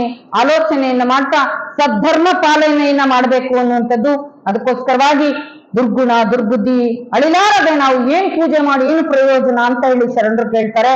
ಆಗ ಆ ನವವಿಧ ಭಕ್ತಿಯನ್ನ ಯಾವುದನ್ನ ಮಾಡಬೇಕಾಗಿತ್ತೋ ಅದನ್ನ ಮಾಡಲಾರದೆ, ಯಾವುದನ್ನ ಕೇಳಬೇಕಾಗಿತ್ತೋ ಅದನ್ನ ಕೇಳಲಾರದೆ ನಾವು ಇನ್ನೇನೇನೋ ಮಾಡಿ ಅನವಶ್ಯಕವಾಗಿ ಕಾಲಹರಣವನ್ನ ಮಾಡ್ತೀವಿ, ಸಮಯಹರಣ ಮಾಡ್ತೀವಿ. ಅದೇ ಬದುಕಿನಲ್ಲಿ ತಲ್ಲಣಕ್ಕೆ ಒಳಗಾಗ್ತೀವಿ. ಎಂತೆಂಥ ಪೂಜೆಗಳನ್ನ ಹೇಳ್ತಾರೆ ಗೊತ್ತಾ? ಹಣ್ಣಿನ ಅಲಂಕಾರ, ತರಕಾರಿ ಅಲಂಕಾರ, ಬಳೆ ಅಲಂಕಾರ, ವಸ್ತ್ರದ ಅಲಂಕಾರ, ನಾಣ್ಯದ ಅಲಂಕಾರ, ಬೆಣ್ಣೆ ಅಲಂಕಾರ. ಹೀಗೆ ನೋಟುಗಳ ಅಲಂಕಾರ, ಇದನ್ನೆಲ್ಲ ವಿಧವಾಗಿರ್ತಕ್ಕಂಥ ಅಲಂಕಾರಗಳನ್ನ ಮಾಡಿ ನಿಮ್ಗೆ ಹಾಗಾಗ್ತದೆ ಹೀಗಾಗ್ತದೆ ಅನ್ನುವಂಥದ್ದು. ದೇವರಿಗೆ ಆ ರೀತಿಯಾಗಿರ್ತಕ್ಕಂಥ ಅಲಂಕಾರ ಮಾಡಿದ್ರೆ ಅಥವಾ ನಾವೇನಾದ್ರೂ ಹೋಗಿ ಕೇಳಿದ್ರೆ ಕೊಡೋ ಹಾಗಿದ್ದಿದ್ರೆ ಏನು ಮಾಡೋ ಅವಶ್ಯಕತೆನೇ ಇರಲಿಲ್ಲ ಅಲ್ವಾ. ಉದಾಹರಣೆಗೆ ಕೆಲವು ಜ್ಯೋತಿಷಿಗಳ ಹತ್ರ ಹೋಗ್ಬಿಟ್ಟು ತುಂಬಾ ಜನ ಕೇಳ್ತಾರೆ, ನಮ್ಮ ಮಕ್ಕಳು ಓದ್ತಾನೆ ಇಲ್ಲ, ಅಥವಾ ನಾನು ತುಂಬಾ ಸಾಲ ಮಾಡ್ಕೊಂಡಿದ್ದೀನಿ, ನಾನೇನ್ ಮಾಡ್ಲಿ, ನನ್ನ ಸಾಲವನ್ನ ತೀರೋ ಹಾಗೆ ಮಾಡಿ ಅಂತ. ಸ್ವಲ್ಪ ವಿಚಾರ ಚಿಂತನೆಯನ್ನು ಮಾಡ್ಬೇಕು. ಸಾಲ ಮಾಡಿರೋದು ನಾನು ಅಲ್ವಾ, ನನ್ನ ಬದುಕಿಗೆ ನಿರ್ವಹಣೆಗೋಸ್ಕರವಾಗಿ ನಾನು ಸಾಲ ಮಾಡಿದ್ದೀನಿ ಹಾಗಂತ ಹೇಳಿ ಜ್ಯೋತಿಷಿಗಳ ಹತ್ರ ಹೋಗ್ಬಿಟ್ಟು ನಾನು ಸಾಲ ಮಾಡಿದ್ದೀನಿ, ನನ್ನ ಕಷ್ಟ ಪರಿಹಾರ ಆಯ್ತು ಅಂದ್ರೆ ಜ್ಯೋತಿಷಿಗಳು ಕೊಡ್ತಾರ? ಇಲ್ಲ. ಅದನ್ನ ಏನ್ ಮಾಡ್ಬೇಕು, ಸಾಲ ಮಾಡೋಕ್ಕಿಂತ ಮುಂಚೆ ಸಾಲ ನಾನು ತೀರಿಸ್ಬೇಕಲ್ವಾ, ಅವ್ರು ತೀರಿಸ್ತಾರ? ಇಲ್ಲ. ನಾನು ಕಷ್ಟಪಟ್ಟು ದುಡಿದು ಸಂಪಾದನೆಯನ್ನು ಮಾಡಿ ನಾನು ಸಾಲ ತೀರಿಸ್ಬೇಕೇ ವಿನಃ ಪೂಜೆ ಮಾಡಿದ್ರೆ ಸಾಲ ಮುಗ್ದಿರಂಗಿದ್ದಿದ್ರೆ ಯಾರು ಕೂಡ ಕಷ್ಟನೇ ಪಡ್ತಾ ಇರ್ಲಿಲ್ಲ ಅನ್ನುವಂಥದ್ದು. ಅದಕ್ಕೋಸ್ಕರವಾಗಿ ಅಂತ ಮೌಢ್ಯಾಚರಣೆಗೆ, ಕಂದಾಚಾರಕ್ಕೆ ಒಳಗಾಗಬಾರದು ಅನ್ನುವಂಥದ್ದು. ಇದೆಲ್ಲವನ್ನು ಕೂಡ ಭಗವಂತ ಕೊಟ್ಟಿದ್ದು. ಪದಾರ್ಥಗಳನ್ನೆಲ್ಲವನ್ನು ಕೂಡ ಪ್ರಸಾದವಾಗಿ ಎಡೆ ಮಾಡಬೇಕು. ಎಷ್ಟೋ ಜನ ಹಣ್ಣು ಹಂಪಲುಗಳನ್ನ, ಹಾಲನ್ನ, ತುಪ್ಪವನ್ನ ಕಾಣಲಾರ್ದಂತ ಮಕ್ಕಳಿದ್ದಾವೆ, ಅಂಥವರಿಗೆ ಪ್ರಸಾದವನ್ನ ಕೊಡಬೇಕು. ಅದಕ್ಕೆ ಶರಣರು ಹೇಳ್ತಾರೆ, ನಡೆದಾಡೋ ದೇವರು, ಮಾತಾಡೋ ದೇವರು ಅಂದ್ರೆ ಮನುಷ್ಯ. ನೀವು ಜಂಗಮನಿಗೆ ತೃಪ್ತಿ ಪಡಿಸಿದ್ರೆ ಸಾಕು, ಪರಮಾತ್ಮನಿಗೆ ತೃಪ್ತಿ ಪಡಿಸಿದ ಹಾಗೆ ಅಂತ ಹೇಳ್ತಾರೆ ಶರಣರು ಅನ್ನುವಂಥದ್ದು. ಅಂತ ಜಂಗಮನಿಗೆ ತೃಪ್ತಿ ಪಡಿಸಬೇಕು ಅನ್ನುವಂಥದ್ದು. ನೋಡಿ, ಒಬ್ಬ ವ್ಯಕ್ತಿಗೆ ಭೌತಿಕವಾಗಿರ್ತಕ್ಕಂಥ ವಸ್ತು ಏನೇ ಕೊಟ್ಟರೂ ಕೂಡ ಸಮಾಧಾನವೇ ಆಗಲ್ಲ, ಸಂತೃಪ್ತಿನೇ ಆಗಲ್ಲ. ಉದಾಹರಣೆಗೆ ಒಬ್ಬ ಹೆಣ್ಮಗಳಿಗೆ ಅಪ್ಪ ಅಮ್ಮ ತವ್ರ ಮನೆಯಿಂದ ಏನಾದ್ರೂ 1 ಎಕರೆ ಹೊಲ ಕೊಟ್ರು ಅನ್ಕೊಳ್ರಿ,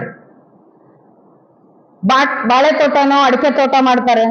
1 ಎಕರೆ ನಮ್ಮಪ್ಪ ಕೊಟ್ಟು ಬಿಟ್ಟಿದ್ರೆ ನಾನು ತೆಂಗು ಹಾಕ್ತಿದ್ದೆ, 1 ಎಕರೆ ಕೊಟ್ಟಿದ್ರೆ ನಾನು ಶುಂಠಿ ಹಾಕ್ಬಿಡ್ತಿದ್ದೆ, ಕಬ್ಬು ಹಾಕ್ಬಿಡ್ತಿದ್ದೆ, ಏನೇನೋ ಅಂತೀವಿ ಅಲ್ವಾ.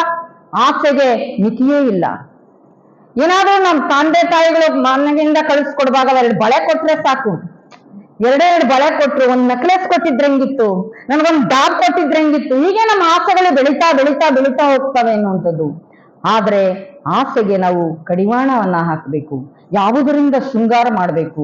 ಹಾಗಾದ್ರೆ ನಮಗೆ ಹಣ ಬಂಗಾರ ಬೇಡವೆ ಅಂತ ಕೇಳೋದಾದ್ರೆ ಬೇಕು. ನಮ್ಮ ಬದುಕಿಗೆ ಕಷ್ಟ ಕಾಲಕ್ಕೆ ನೆರವಾಗೋದಕ್ಕೋಸ್ಕರವಾಗಿ ಅದನ್ನ ಇಟ್ಕೋಬೇಕೆ ವಿನಃ ನಮ್ಮ ಬದುಕು ಜೀವನ ಬರೀ ಅದೇ ಅಲ್ಲ ಅನ್ನುವಂಥದ್ದನ್ನ ಶರಣರು ಎಷ್ಟು ಚೆನ್ನಾಗಿ ನಮಗೆ ಮನವರಿಕೆಯನ್ನು ಮಾಡಿಕೊಡ್ತಾರೆ. ಅಂತ ವಸ್ತುಗಳ ಮುಖಾಂತರವಾಗಿ ನಾವು ಸಮಾಜದ ಸದ್ಬಳಕೆಗೆ, ಸಮಾಜದ ಸದ್ವಿನಿಯೋಗಕ್ಕೆ, ನಮ್ಮ ಬದುಕಿನ ನಿರ್ವಹಣೆಗೋಸ್ಕರವಾಗಿ ಅದನ್ನ ಬಳಕೆ ಮಾಡ್ಕೋಬೇಕೆ ವಿನಃ ಅಂಧಾನುಕರಣೆಗೆ ಒಳಗಡೆ ಆಗಿ ನಾವು ಪ್ರಸಾದವನ್ನ ವೇಸ್ಟ್ ಮಾಡಬಾರ್ದು ಅನ್ನುವಂಥದ್ದು. ಎಷ್ಟೋ ಮಕ್ಕಳಿಗೆ ಇವತ್ತು ಸ್ಲಮ್ ಏರಿಯಾಗಳಲ್ಲಿ ಎಣ್ಣೆ ಹಚ್ಕೊಂಡು ತಲೆನೇ ಬಾಚ್ಕೊಂಡಿರಲಿಲ್ಲ ಎಷ್ಟೋ ಮಕ್ಕಳು. ಅವ್ರು ನೋಡಿದ್ರೆ ಹೊಟ್ಟೆಲ್ಲ ಉರಿತದೆ.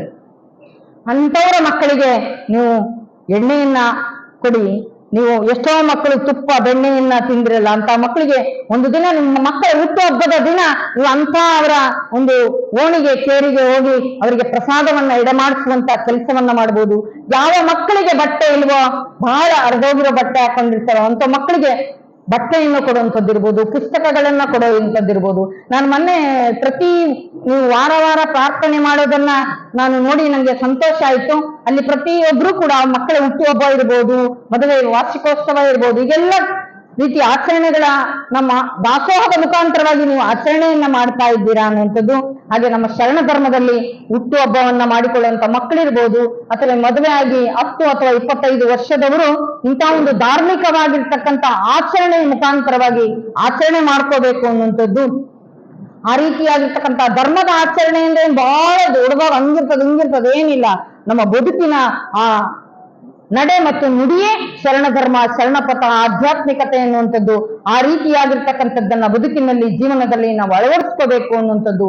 ಹಾಗೆ ಗುರುಕರಣೆ ಆಗ್ಬೇಕು ಅದಕ್ಕೆಲ್ಲವೂ ಕೂಡ ಅನ್ನುವಂಥದ್ದನ್ನ ಶರಣರು ಒತ್ತಿ ಹೇಳ್ತಾರೆ ಅನ್ನುವಂಥದ್ದು. ಹಾಗೆ ಚನ್ನಬಸವಣ್ಣವ್ರು ಹೇಳ್ತಾರೆ, ಆ ಗುರುಕರಣೆ ಅನ್ನುವಂಥದ್ರಿಂದ ಏನು ಆಗ್ತದೆ ಅನ್ನುವಂಥದ್ದನ್ನ.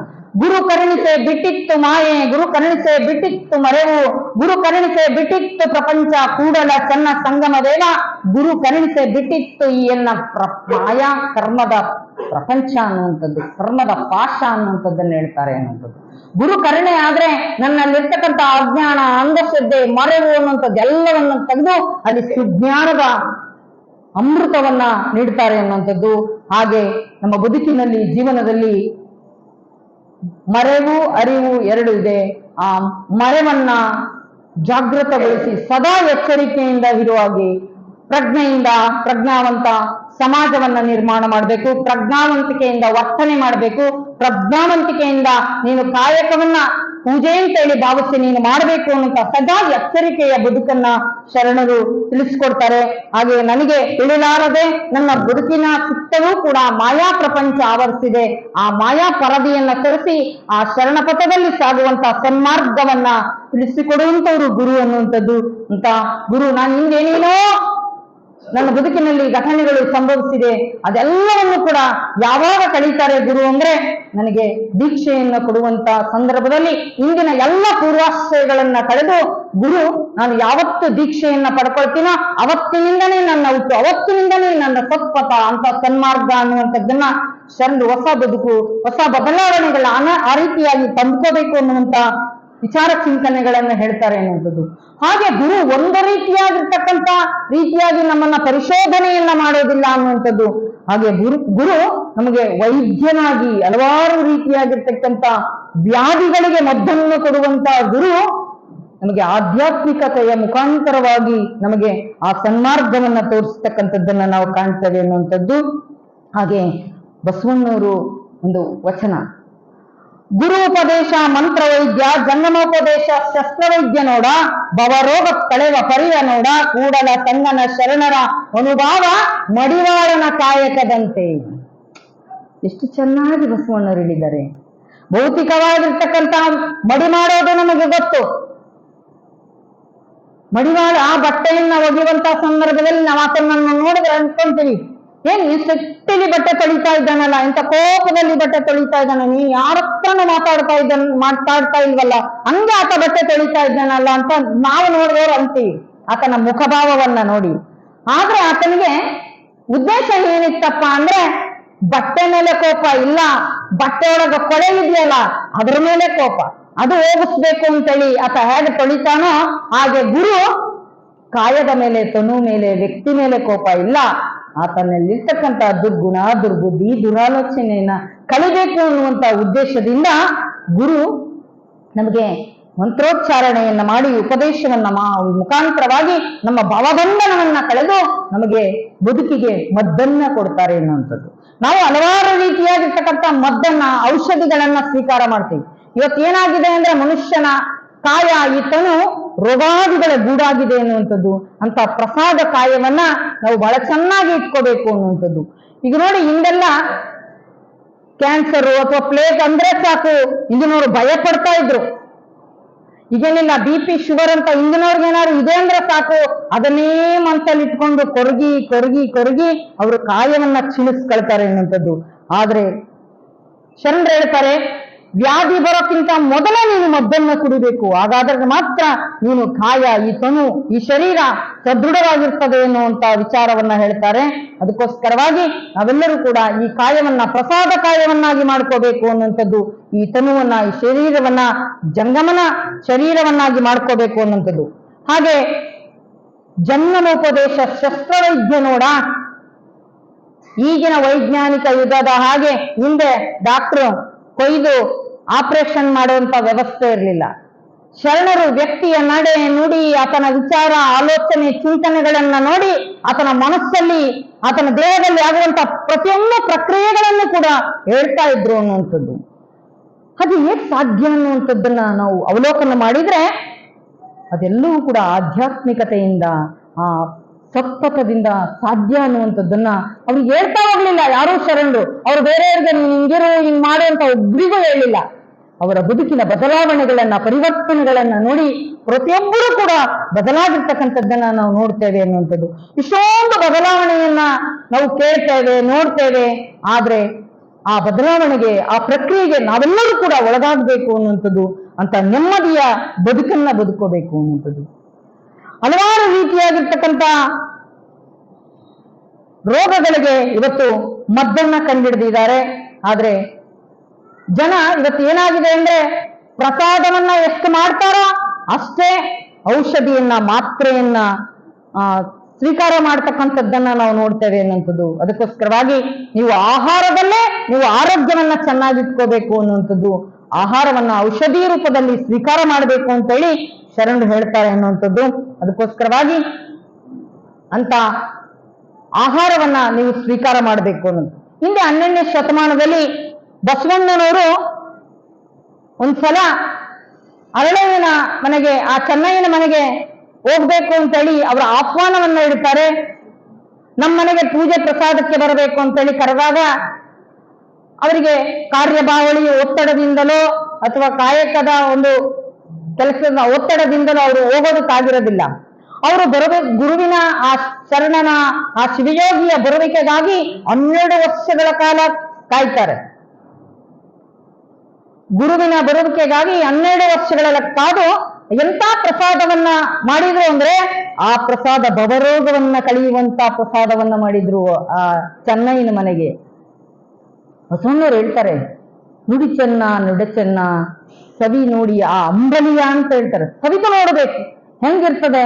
ಮೊನ್ನೆ ನನಗೆ ಅಶೋಕಣ್ಣ ಅವ್ರ ಮನೆಗೆ ಉಪ್ಪಿಟ್ಟು ಅಂತ ಅದೇನೋ ಆ ರಾಗಿಯಿಂದ ಮಾಡ್ಕೊಟ್ಟಿದ್ರು. ನಿಮ್ಗೆ ಎಷ್ಟೊಂದು ರುಚಿ, ನಿಜವಾಗ್ಲು ನಾನು ಎಲ್ಲ ಶರಣರನ್ನ ನೆನ್ಕೊಂಡೆ ಅದನ್ನ ಮಾಡಿದೆ. ತಕ್ಷಣ ನಮ್ಮ ಮಠಕ್ಕೆ ಫೋನ್ ಮಾಡಿ ಹೇಳಿದೆ, ಈ ರೀತಿಯಾಗಿರ್ತಕ್ಕಂಥ ಪ್ರಸಾದವನ್ನ ನೀವು ಮಾಡಬೇಕು, ಈ ರೀತಿಯಾಗಿರ್ತಕ್ಕಂಥ ಪ್ರಸಾದವನ್ನ ಎಡೆ ಮಾಡಿಕೊಂಡು ನಮ್ಮ ಆರೋಗ್ಯವನ್ನ, ಕಾಯವನ್ನ, ಶರೀರವನ್ನ ಚೆನ್ನಾಗಿಟ್ಕೋಬೇಕು ಅನ್ನುವಂಥದ್ದು. ಹಿಂದಿನ ಕಾಲದಲ್ಲಿ ದೇಸಿ ಅಡಿಗೆಯನ್ನ ಮಾಡ್ತಾ ಇದ್ರು ಅಲ್ವಾ. ಅಡಿಗೆಯನ್ನ ಮಾಡಿದಾಗ ಎಂತ ರುಚಿ ಇರ್ತಾ ಇತ್ತು, ಸ್ವಾದ ಇರ್ತಾ ಇತ್ತು, ಸತ್ವ ಇರ್ತಿತ್ತು. ಇವತ್ತು ಆ ರೀತಿಯಾಗಿರ್ತಕ್ಕಂಥ ಸ್ವಾದ, ಸತ್ವಯುತವಾಗಿರ್ತಕ್ಕಂಥ ಆಹಾರವನ್ನ ನಾವೇನಾದ್ರು ಸ್ವೀಕಾರ ಮಾಡ್ತಾ ಇದ್ದೀವ ಅಂತ ನೋಡೋದಾದ್ರೆ ಇಲ್ಲ. ಮೊನ್ನೆ ಹೇಳಿದ ಹಾಗೆ ಭೂತಾಯಿಗೆ ನಾವು ಔಷಧಿ ಸಿಂಪಡಣೆ ಮಾಡಿ ಆ ಭೂತಾಯಿ, ಆ ಭೂಮಿಯ ಸತ್ವವನ್ನ, ಸಾರವನ್ನ ಸರ್ವನಾಶ ಮಾಡಿಬಿಟ್ಟಿದ್ದೀವಿ. ಅದಕ್ಕೋಸ್ಕರವಾಗಿ ಸತ್ವಯುತವಾಗಿರ್ತಕ್ಕಂಥ ಆರೋಗ್ಯಕರವಾಗಿರ್ತಕ್ಕಂಥ ಆಹಾರವನ್ನ ತೆಗೆದುಕೊಳ್ಬೇಕು. ಆಹಾರದ ಬದಲಾವಣೆ ನಾವೇನಾದ್ರೂ ಮಾಡ್ಕೊಂಡ್ರೆ ಆರೋಗ್ಯ ಬಹಳ ಚೆನ್ನಾಗಿರ್ತದೆ ಅನ್ನುವಂಥದ್ದು. ಇಂಥ ಅಂಬಲಿಯನ್ನ ನಾವು ನಮ್ಮ ಶ್ರೀಮಠದಲ್ಲಿ ಯಾವುದಾದ್ರೂ ಪಾದಯಾತ್ರೆ ಹೋಗುವಂತಹ ಸಂದರ್ಭದಲ್ಲಿ ಇರ್ಬೋದು, ಹೆಚ್ಚಿನದಾಗಿ ಜನಸಂಖ್ಯೆ ಬಂದಂತಹ ಸಂದರ್ಭದಲ್ಲಿ ಅವ್ರು ಬಂದಾಗ ಹೇಳ್ತಾರೆ, ತಾಯಿ ನಾವು ಪಾದಯಾತ್ರೆ ಹೋಗ್ತಾ ಇದ್ದೀವಿ, ಏನಾದ್ರೂ ಒಂದು ಟೀನ ಒಂದು ಬಿಸ್ಕೆಟ್ ಕೊಡಿ ಅಂತಾರೆ. ಬರಿಗಾಲಲ್ಲಿ ಹೋಗೋರು ಇರ್ತಾರೆ, ಪಾದರಕ್ಷೆ ಹಾಕೊಂಡು ಪಾದರಕ್ಷೆ ಮುಖಾಂತರವಾಗಿ ಪಾದಯಾತ್ರೆ ಮಾಡ್ತಾ ಇರ್ತಾರೆ. ಅಂತವ್ರಿಗೆ ಟೀ ಬಿಸ್ಕೆಟ್ ಕೊಡೋಕ್ಕಿಂತಲೂ ಕೂಡ ಆ ಗುರು ಬಸವಣ್ಣನವರು ಸ್ವೀಕಾರ ಮಾಡಿದಂತ ಅಂಬಲಿಯನ್ನ ಕೊಡ್ಬೇಕು ಅಂತೇಳಿ ನಾವು ಉತ್ತರ ಕರ್ನಾಟಕದಲ್ಲಿ ಬಹಳ ಚೆನ್ನಾಗಿ ಮಾಡ್ತಾರೆ. ಅದನ್ನ ಅಂಬಲಿಯನ್ನ ಮಾಡಿ ಅದಕ್ಕೆ ಶುಂಠಿ, ಬೆಳ್ಳುಳ್ಳಿ, ಜೀರಿಗೆ ಮತ್ತೆ ಹಸಿ ಈರುಳ್ಳಿ, ಕೊತ್ತಂಬರಿ ಹಾಕ್ಬಿಟ್ಟು ಅದನ್ನ ಮಜ್ಜಿಗೆಯನ್ನ ಹಾಕಿ ಅದನ್ನ ಅಂಬಲಿ ಮಾಡ್ತಾರೆ. ಕೆಲವೊಂದ್ಸಲ ನಾವು ಆ ರೀತಿಯಾಗಿರ್ತಕ್ಕಂಥ ಬೇಸಿಗೆಯಲ್ಲಿ ಇರ್ಬೋದು ಅಥವಾ ಬೆಳಗ್ಗೆ ಎದ್ದ ತಕ್ಷಣ ಅಂಬಲಿಯನ್ನ ಕುಡಿಯೋದ್ರಿಂದ ನಮ್ಗೆ ಪಿತ್ತ ಆಗೋದಿಲ್ಲ, ತಲೆ ಸುತ್ತು ಬರೋದಿಲ್ಲ. ಎಷ್ಟೋ ಜನಕ್ಕೆ ನಮಗೆ ಒಳ ಜ್ವರ ಅಂತಾರೆ ನೋಡ್ರಿ, ಜ್ವರ ಬಂದಂಗ ನಮ್ಗೆ ಸುಸ್ತಾಗ್ತಾ ಇರ್ತದೆ, ಆದ್ರೆ ಜ್ವರ ಬಂದಿರೋದು ನಮ್ಗೆ ಕಾಣಲ್ಲ. ಏನ್ ಪ್ರಸಾದ ಮಾಡಿದ್ರು ಕೂಡ ನಮ್ಗೆ ರುಚಿಸೋದೇ ಇಲ್ಲ. ಅಂತ ಸಂದರ್ಭದಲ್ಲಿ ನೀವು ಅಂಬಲಿ ಮಾಡ್ಕೊಂಡು ಕುಡೀರಿ, ಅದು ಬಹಳ ಚೆನ್ನಾಗಿರ್ತದೆ ಎನ್ನುವಂಥದ್ದು. ಅದಕ್ಕೆ ಹಿಂದಿನ ಕಾಲದಲ್ಲಿ ಏನು ದೇಸಿ ಅಡಿಗೆ ಮಾಡ್ತಾ ಇದ್ರಲ್ಲ ಅದನ್ನ ವಾರದಲ್ಲಿ 5 ದಿನ ಮಾಡ್ಕೊಂಡು ಅಂದ್ರೆ ಸಾಕು, ಯಾವುದೇ ರೀತಿಯಾಗಿರ್ತಕ್ಕಂಥ ಆರೋಗ್ಯದಲ್ಲಿ ವ್ಯತ್ಯಾಸ ಬರೋದಿಲ್ಲ ಅನ್ನುವಂಥದ್ದು. ಅದಕ್ಕೋಸ್ಕರವಾಗಿ ನೀವು ಪ್ರಸಾದವನ್ನ ಮಾಡಬೇಕಾದ್ರೆ ಔಷಧಿ ರೂಪದಲ್ಲಿ ತಯಾರು ಮಾಡಿ ನೀವು ಮಾಡಬೇಕಾಗ್ತದೆ. ಅಂತ ಪ್ರಸಾದದಲ್ಲಿ ಭವರೋಗವನ್ನ ಕಳೆಯುವಂತ ಶಕ್ತಿ ಇದೆ ಅಂತೇಳಿ ಶರಣರು ಕಂಡುಕೊಂಡಿದ್ರು. ಹಾಗೆ ಭೌತಿಕವಾಗಿರ್ತಕ್ಕಂಥ ವಸ್ತುವನ್ನಷ್ಟೇ ಸ್ವಚ್ಛ ಅಲ್ಲ, ಮನಸ್ಸನ್ನು ಕೂಡ ಸ್ವಚ್ಛ ಮಾಡ್ಕೋಬೇಕು ಅನ್ನುವಂತ ವಿಚಾರವನ್ನ ಶರಣರು ಬಹಳ ಚೆನ್ನಾಗಿ ನಮ್ಗೆ ಅರ್ಥಪೂರ್ಣವಾಗಿರ್ತಕ್ಕಂಥದ್ದನ್ನ ತಿಳಿಸ್ಕೊಡ್ತಾರೆ. ನಮ್ಮ ಬದುಕಿನ ಮೌಲ್ಯವೇ ಅದು, ನಾವು ತಿಳ್ಕೋಬೇಕಾಗಿರೋದೇ ಅದು. ನಾವು ಆ ಸತ್ಪಥದಲ್ಲಿ, ಆ ಶರಣಪಥದಲ್ಲಿ, ಆಧ್ಯಾತ್ಮಿಕತೆಯಲ್ಲಿ ನಡೆದು ಬಿಟ್ರೆ ಸಾಕು, ನಾವು ಬಸವಣ್ಣನವರ ತತ್ವ ಸಿದ್ಧಾಂತವನ್ನ ನಮ್ಮ ಬದುಕಿನಲ್ಲಿ, ಜೀವನದಲ್ಲಿ ಅಳವಡಿಸ್ಕೊಂಡಂಗೆ ಆಗ್ತದೆ ಎನ್ನುವಂತ ವಿಚಾರವನ್ನ ನಾವೆಲ್ಲರೂ ಕೂಡ ಮರಿಬಾರ್ದು. ಅದು ನಮ್ಮ ಕರ್ತವ್ಯ ಅನ್ನುವಂಥದ್ದನ್ನ ನಾವೆಲ್ಲರೂ ಕೂಡ ಅದನ್ನ ಪಾಲನೆಯನ್ನ ಮಾಡಬೇಕು ಅನ್ನುವಂಥದ್ದು. ಹಾಗೆ ಗುರು ನಮ್ಮೆಲ್ಲರಿಗೂ ಕೂಡ ದೀಕ್ಷೆ ಮುಖಾಂತರವಾಗಿ ಹಲವಾರು ರೀತಿಯಾಗಿರ್ತಕ್ಕಂಥ ಜ್ಞಾನಬೋಧೆಯನ್ನ ನಮಗೆ ಮಾಡ್ತಾರೆ ಎನ್ನುವಂಥದ್ದು. ಹಾಗೆ ಅಕ್ಕನಿಗೆ ಗುರುವಿಂದ, ದೇವರಿಂದ ಆ ಚಿಕ್ಕಡೆಯ ಇಷ್ಟಲಿಂಗವನ್ನ ಕರಸ್ಥಲಕ್ಕೆ ಪಡೆದುಕೊಂಡು ಅಕ್ಕ ದಿವ್ಯತೆಯ, ಭವ್ಯತೆಯ ಆ ಜ್ಞಾನಾನುಭವವನ್ನ ಪಡ್ಕೊಂಡು ಅಕ್ಕ ಹೇಳ್ತಾರೆ, ಈ ಶಿವಯೋಗ ಸಾಧನೆಯ ಹಂತವನ್ನ ಹೋಗುವಂತ ಅನುಭವ ಆಗ್ತದೆ ಅಕ್ಕನಿಗೆ ಎನ್ನುವಂಥದ್ದು. ಅಕ್ಕ ಹೇಳ್ತಾರೆ, ನನಗೆ ಕರಸ್ಥಲದಿಂದ ಗುರು ನನಗೆ ಮನಸ್ಥಲಕ್ಕೆ ಆ ಲಿಂಗವನ್ನು ಸ್ಥಾಪನೆ ಮಾಡಿದ್ರು, ಮನಸ್ಥಲದಿಂದ ನನಗೆ ಭಾವಸ್ಥಲಕ್ಕೆ, ಭಾವಸ್ಥಲದಿಂದ ನನ್ನ ಜ್ಞಾನಸ್ಥಲಕ್ಕೆ ಕೊಂಡೊಯ್ದ್ರು, ಈ ಜ್ಞಾನಸ್ಥಲದಿಂದ ಇಡೀ ಸರ್ವಾಂಗವನ್ನೇ ಲಿಂಗಮಯವಾಗಿಸಿದ್ರು ಅನ್ನುವಂಥದ್ದನ್ನ, ಆ ಗುಟ್ಟನ್ನ, ಆ ರಹಸ್ಯವನ್ನ ಗುರು ನನಗೆ ಭೇದಿಸಿಕೊಟ್ರು ಅನ್ನುವಂತ ಮಾತನ್ನ ಅಕ್ಕ ಹೇಳ್ತಾರೆ ಅನ್ನುವಂಥದ್ದು. ಹಾಗೆ ಮತ್ತೊಂದು ಆಧ್ಯಾತ್ಮಿಕವಾಗಿರ್ತಕ್ಕಂಥ ವಿಚಾರ ಚಿಂತನೆಯನ್ನು ಮಾಡ್ತಾರೆ. ಅಕ್ಕ ಜೀವನ ಎನ್ನುವಂತ ಪಾಲಿಗೆ ಗುರು ನನಗೆ ದೀಕ್ಷೆ ಎನ್ನುವಂತ ಎಪ್ಪನ್ನ ಹಾಕ್ತಾರೆ. ಆ ಶರಣರೊಡನೆ ವಿಚಾರವನ್ನ ಮಂಥನವನ್ನ ಮಾಡಿ ಆ ಸಿದ್ಧವೆಂಬುವಂತ ಆ ಬೆಣ್ಣೆಯ ಆ ನವನೀತವನ್ನ ಬರುವ ಹಾಗೆ ಆ ಜ್ಞಾನ ಮತ್ತೆ ಅನುಭವವನ್ನ ಎಡೆಮಾಡಿ ಆ ಭವಸಾಗರವನ್ನ ದಾಟಿಸಿ ನನ್ನ ನಿರ್ಲಿಪ್ತತೆಯ ಬದುಕಿಗೆ ನನ್ನ ಅಣಿ ಮಾಡ್ತಾರೆ ನನ್ನ ಗುರು ಅನ್ನುವಂಥದ್ದನ್ನ. ಆ ನಿರ್ಲಿಪ್ತವಾಗಿರ್ತಕ್ಕಂಥ ಆ ಬೆಣ್ಣೆಯನ್ನ ನಾನು ನೋಡಿ, ಎಷ್ಟೊಂದು ಶರಣರು ಆ ಭೌತಿಕವಾಗಿರ್ತಕ್ಕಂಥ ಸೂಕ್ಷ್ಮತೆಗಳನ್ನ ನಮಗೆ ಕೊಡ್ತಾರೆ. ನಾವು ಬೆಣ್ಣೆಯನ್ನ ಕಡಿಯುವಾಗ ಹದವಾಗಿ ಬೆಣ್ಣೆ ಕಡಿಬೇಕು. ನಾವು ಕಡಿಮೆ ಕಡಿದ್ರೆ ಅದು ಬೆಣ್ಣೆ ಬರಲ್ಲ, ಜಾಸ್ತಿ ಕಡಿದ್ರೆ ಮಜ್ಜಿಗೆ ಕರಗೋಗ್ಬಿಡ್ತದೆ. ಅದಕ್ಕೆ ಅದವರಿತು ನಾವು ಆ ನವನೀತವನ್ನ, ಆ ಬೆಣ್ಣೆಯನ್ನ ತೆಗೆದುಕೊಂಡು ಅದನ್ನ ಶಾಶ್ವತವಾಗಿ ಇಟ್ಕೊಂಡ್ರೆ ಅದನ್ನ ಪದಾರ್ಥವಾಗಿ ಸ್ವೀಕಾರ ಮಾಡಬಹುದು, ಹಾಗೆ ಔಷಧಿ ರೂಪದಲ್ಲೂ ಕೂಡ ಬಳಸಬಹುದು ಅನ್ನುವಂಥದ್ದು. ಅಂತ ಔಷಧಿ ರೂಪದಲ್ಲಿ ಬಳಸುವಂತ ಆ ನವನೀತವನ್ನ, ಹಾಲನ್ನ ಬಹಳ ದಿನ ಇಡೋಕ್ಕಾಗಲ್ಲ, ಆದ್ರೆ ತುಪ್ಪವನ್ನ ಎಷ್ಟು ದಿನ ಕೂಡ ಇಟ್ಟರು ಅದು ವೇಸ್ಟ್ ಆಗೋದಿಲ್ಲ, ಅದು ಬಳಕೆಯನ್ನ ಮಾಡಬಹುದು ಅನ್ನುವಂಥದ್ದನ್ನ. ಹಾಗೆ ಈ ಶರೀರ, ಈ ಕಾಯ, ಈ ತನು ಅನ್ನುವಂಥದ್ದು ಹಾಲಿದ್ದಾಗೆ. ಅದಕ್ಕೆ ಗುರು ನಮಗೆ ಸಂಸ್ಕಾರವನ್ನ ಕೊಡ್ತಾರೆ, ಅರಿವು, ಆಚಾರ, ಅನುಭವವನ್ನ ನೀಡಿ ಸ್ಥೂಲ ಸೂಕ್ಷ್ಮ ಕಾರಣ ಶರೀರಕ್ಕೆ ಇಷ್ಟಲಿಂಗ, ಪ್ರಾಣಲಿಂಗ, ಭಾವಲಿಂಗವನ್ನ ಸಂಬಂಧವನ್ನ ಮಾಡಿ ಇಡೀ ಸರ್ವಾಂಗವನ್ನ ಕೂಡ ಲಿಂಗಮಯವಾಗಿ ಮಾಡ್ತಾರೆ ಎನ್ನುವಂಥದ್ದು. ಅಂತ ಸರ್ವಾಂಗವನ್ನೇ ಲಿಂಗವನ್ನ ಮಾಡಿಕೊಂಡು ನಡೆದಾಡುವ ದೇವರು, ಮಾತಾಡುವ ದೇವರಾಗ್ತಾರೆ. ಅಂತ ಮಹಾದೇವನಾಗುವಂತ ಸ್ಥಿತಿಗೆ ಅಕ್ಕನನ್ನ ಕೊಂಡೊಯ್ತಾರೆ ಎನ್ನುವಂಥದ್ದು. ಅಂತ ಅಕ್ಕನನ್ನ ಸ್ಥಿತಿಗೆ ಕೊಂಡೊಯ್ಯೋದಕ್ಕೋಸ್ಕರವಾಗಿ ಗುರು ಬೇರೆ ಬೇರೆ ರೂಪದಲ್ಲಿ ಆಕೆಗೆ ಶಿಕ್ಷಣವನ್ನ ನೀಡೋದನ್ನ ನಾವು ಕಾಣ್ತೇವೆ ಎನ್ನುವಂಥದ್ದು. ಗುರು ದೀಕ್ಷೆಯ ಮುಖಾಂತರವಾಗಿ ನನ್ನ ಅನುಭವಾಮೃತವನ್ನ ನೀಡಿದ್ರೆ, ಶಿಕ್ಷೆಯ ಗುರು ನನ್ನಲ್ಲಿರ್ತಕ್ಕಂಥ ನ್ಯೂನ್ಯತೆಗಳನ್ನ ತಿದ್ದಿ ನನ್ನ ಬದುಕನ್ನ ಹದಗೊಳಿಸುವಂತ ಗುರು, ಹಾಗೆ ನನ್ನ ಬದುಕು ಜೀವನವನ್ನ ಸಾರ್ಥಕ ಮಾಡಿಸಿಕೊಂಡು ಪರಮಾತ್ಮನಲ್ಲಿ ಒಂದಾಗಿ ಮುಕ್ತಿ ಪಥದತ್ತ ಸಾಗುವಂಥದ್ದಕ್ಕೆ ಗುರು ಹಲವಾರು ರೀತಿಯಾಗಿರ್ತಕ್ಕಂಥ ಗುರುವನ್ನ ನಾವು ಕಾಣ್ತೇವೆ ಅನ್ನುವಂಥದ್ದು. ಈ ಮೂರು ಗುರುವನ್ನು ಕೂಡ ಒಬ್ಬರಲ್ಲೇ ಕಾಣಬಹುದು, ಈ ಮೂರೂ ಗುರುವನ್ನ ಬೇರೆ ಬೇರೆಯಾಗಿ ಕೂಡ ಪಡ್ಕೋಬಹುದು, ನೋಡ್ಬೋದು ಅನ್ನುವಂಥದ್ದನ್ನ. ಕೆಲವೊಂದ್ಸಲ ಏನ್ ಮಾಡ್ತೀವಿ, ತಂದೆ ತಾಯಿಗಳಾದಂತವ್ರು ನಮಗೆ ಲಿಂಗ ಧಾರಣೆ ಮಾಡಿಸ್ಬೇಕಾದ್ರೆ ಅವರ ಇಚ್ಛೆಯಂತೆ ಲಿಂಗ ಧಾರಣೆಯನ್ನು ಮಾಡಿಸಿರ್ತಾರೆ. ತದನಂತರ ಮಗುವಿಗೆ ದೀಕ್ಷೆಯನ್ನ ಕೊಡುವಾಗ ಅಥವಾ ಸಮಾಜ ಸೇವಾ ದೀಕ್ಷೆಯನ್ನ ಸ್ವೀಕಾರ ಮಾಡುವಾಗ, ನಾವು ಜಂಗಮ ದೀಕ್ಷೆಯನ್ನ ಸ್ವೀಕಾರ ಮಾಡುವಂತ ಸಂದರ್ಭದಲ್ಲಿ ಅವರವರ ಆಯ್ಕೆಗೆ ಬಿಡುವಂಥದ್ದು. ಇನ್ನು ಶಿಕ್ಷಣ ಗುರುವಿನಿಂದಲೇ ಮುಖಾಂತರವಾಗಿ ದೀಕ್ಷೆ ತಗೋಬೇಕು ಅಂತಲ್ಲ, ಯಾರು ನಮಗೆ ಅನುಭವಿ ಗುರು ಅನ್ನಿಸ್ತಾರೋ, ಯಾರು ನನಗೆ ಜ್ಞಾನದ ಗುರು ಅನ್ನಿಸ್ತಾರೋ ಅವರಿಂದ ನಾನು ದೀಕ್ಷೆಯನ್ನ ಪಡ್ಕೋಬಹುದು ಅಂತ ಸುಜ್ಞಾನದ ಸನ್ಮಾರ್ಗದ ಶಿವಾನುಭವಿಯ ಕಡೆಯಿಂದ ನಾನು ಲಿಂಗ ದೀಕ್ಷೆಯನ್ನ ಪಡ್ಕೋಬಹುದು ಅನ್ನುವಂಥದ್ದನ್ನ ಅವರವರಿಗೆ ಆಯ್ಕೆ ಮಾಡೋದಕ್ಕೆ ಬಿಡುತ್ತಾರೆ ಅನ್ನುವಂಥದ್ದು. ಅಕ್ಕನಿಗೆ ಗುರುಗಳು ಹೇಳ್ತಾರೆ, ನಾನು ನಿನಗೆ ದೀಕ್ಷೆಯನ್ನ ಕೊಟ್ಟೆ, ಆದ್ರೆ ನಾನು ಆ ದೀಕ್ಷೆಯನ್ನ ಪಡೆಯುವುದರ ಮುಖಾಂತರವಾಗಿ ನನಗೆ ಶಿಕ್ಷಾ ಗುರು ಬಸವಣ್ಣನವರಾಗಿದ್ರು, ನನಗೆ ಅನುಭವದ ಗುರು ಅಲ್ಲಮ ಪ್ರಭುದೇವರಾಗಿದ್ರು. ಹೀಗೆ ಹಲವಾರು ರೀತಿಯಾಗಿರ್ತಕ್ಕಂಥ ಗುರುಗಳನ್ನ ನಾನು ಕಂಡು ಅವರೆಲ್ಲರ ಜ್ಞಾನ ಅನುಭವವನ್ನ ಪಡ್ಕೊಂಡು ನಾನು ನಿನಗೆ ದೀಕ್ಷೆಯನ್ನು ಕೊಡುವಂಥದ್ದಕ್ಕೆ ಯೋಗ್ಯ ಗುರು ಅಂತೇಳಿ ನನ್ನ ಆತ್ಮಸಾಕ್ಷಿಯಾಗಿ ಮೆಚ್ಚಿಕೊಂಡಂತ ದೀಕ್ಷೆಯನ್ನ ಕೊಟ್ಟಿದ್ದೀನಿ ಅನ್ನುವಂಥದ್ದನ್ನ ಹೇಳ್ತಾರೆ.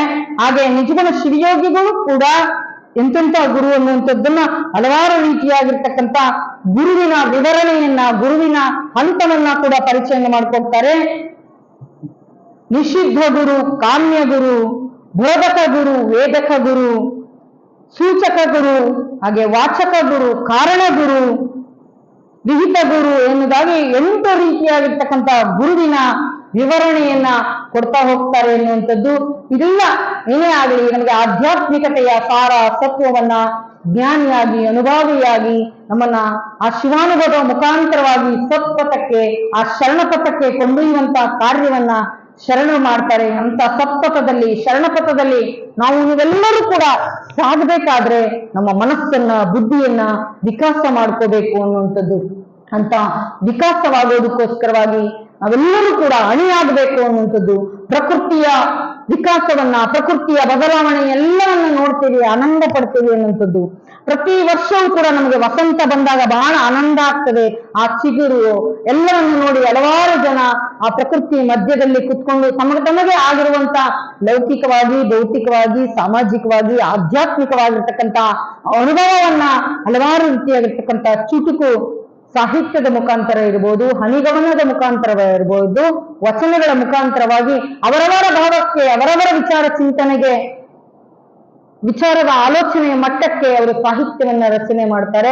ಆದ್ರೆ ಶರಣರು ಆ ರೀತಿಯಾಗಿರ್ತಕ್ಕಂಥ ಪ್ರಕೃತಿಯನ್ನು ನೋಡಿ ಅಥವಾ ಇನ್ನೇನೋ ಬಹಿರಂಗದ ಅನುಭವವನ್ನ ನೋಡಿ ಮಾಡ್ಲಿಲ್ಲ.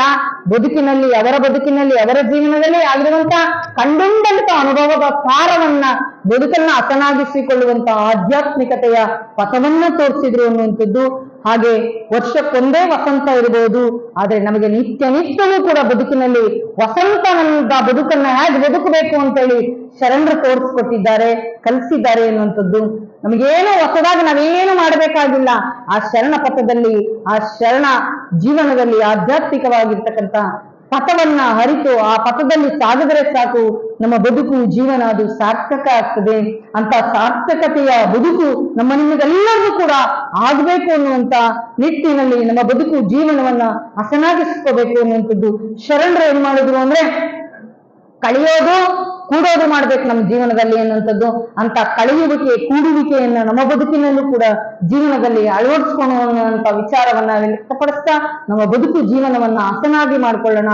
ಅಕ್ಕನ ಬದುಕು, ಅಕ್ಕನ ಜೀವನವೇ ನಮಗೆ ಆದರ್ಶವಾಗಲಿ ಅಂತ ಸತ್ಪಥದಲ್ಲಿ ನಾವು ನೀವೆಲ್ಲರೂ ಕೂಡ ಸಾಗೋಣ ಅನ್ನುವಂತ ವಿಚಾರವನ್ನ ವ್ಯಕ್ತಪಡಿಸ್ತಾ ಪ್ರತಿನಿತ್ಯವೂ ಕೂಡ ನಿಮಗೆ ಜ್ಞಾನದಾಸೋಹದ ಜೊತೆಗೆ ಅನ್ನದಾಸೋಹವನ್ನು ಮಾಡ್ತಾ ಇದ್ದಾರೆ ಅಂತ ಭಗವಂತನ ತೃಪ್ತಿಯನ್ನ ಮಾಡಿಸುವಂತ ಕಾಯಕವನ್ನ ಪ್ರತಿನಿತ್ಯವೂ ಕೂಡ ಪೂಜ್ಯರನ್ನ ಕರೆದುಕೊಂಡು ಹೋಗಿ ನಿಮ್ಮ ಮನೆಯಲ್ಲಿ ಪ್ರಸಾದವನ್ನ ಮಾಡಿಸೋದ್ರಿಂದ ಹಿಡಿದು ಇಲ್ಲಿ ನೆರೆದಿರ್ತಕ್ಕಂಥ ಎಲ್ಲರಿಗೂ ಕೂಡ ಪ್ರಸಾದವನ್ನ ಮಾಡಿಸುವಂತ ವ್ಯವಸ್ಥೆಯನ್ನು ಮಾಡಿಸಿದ್ದೀರಲ್ಲ.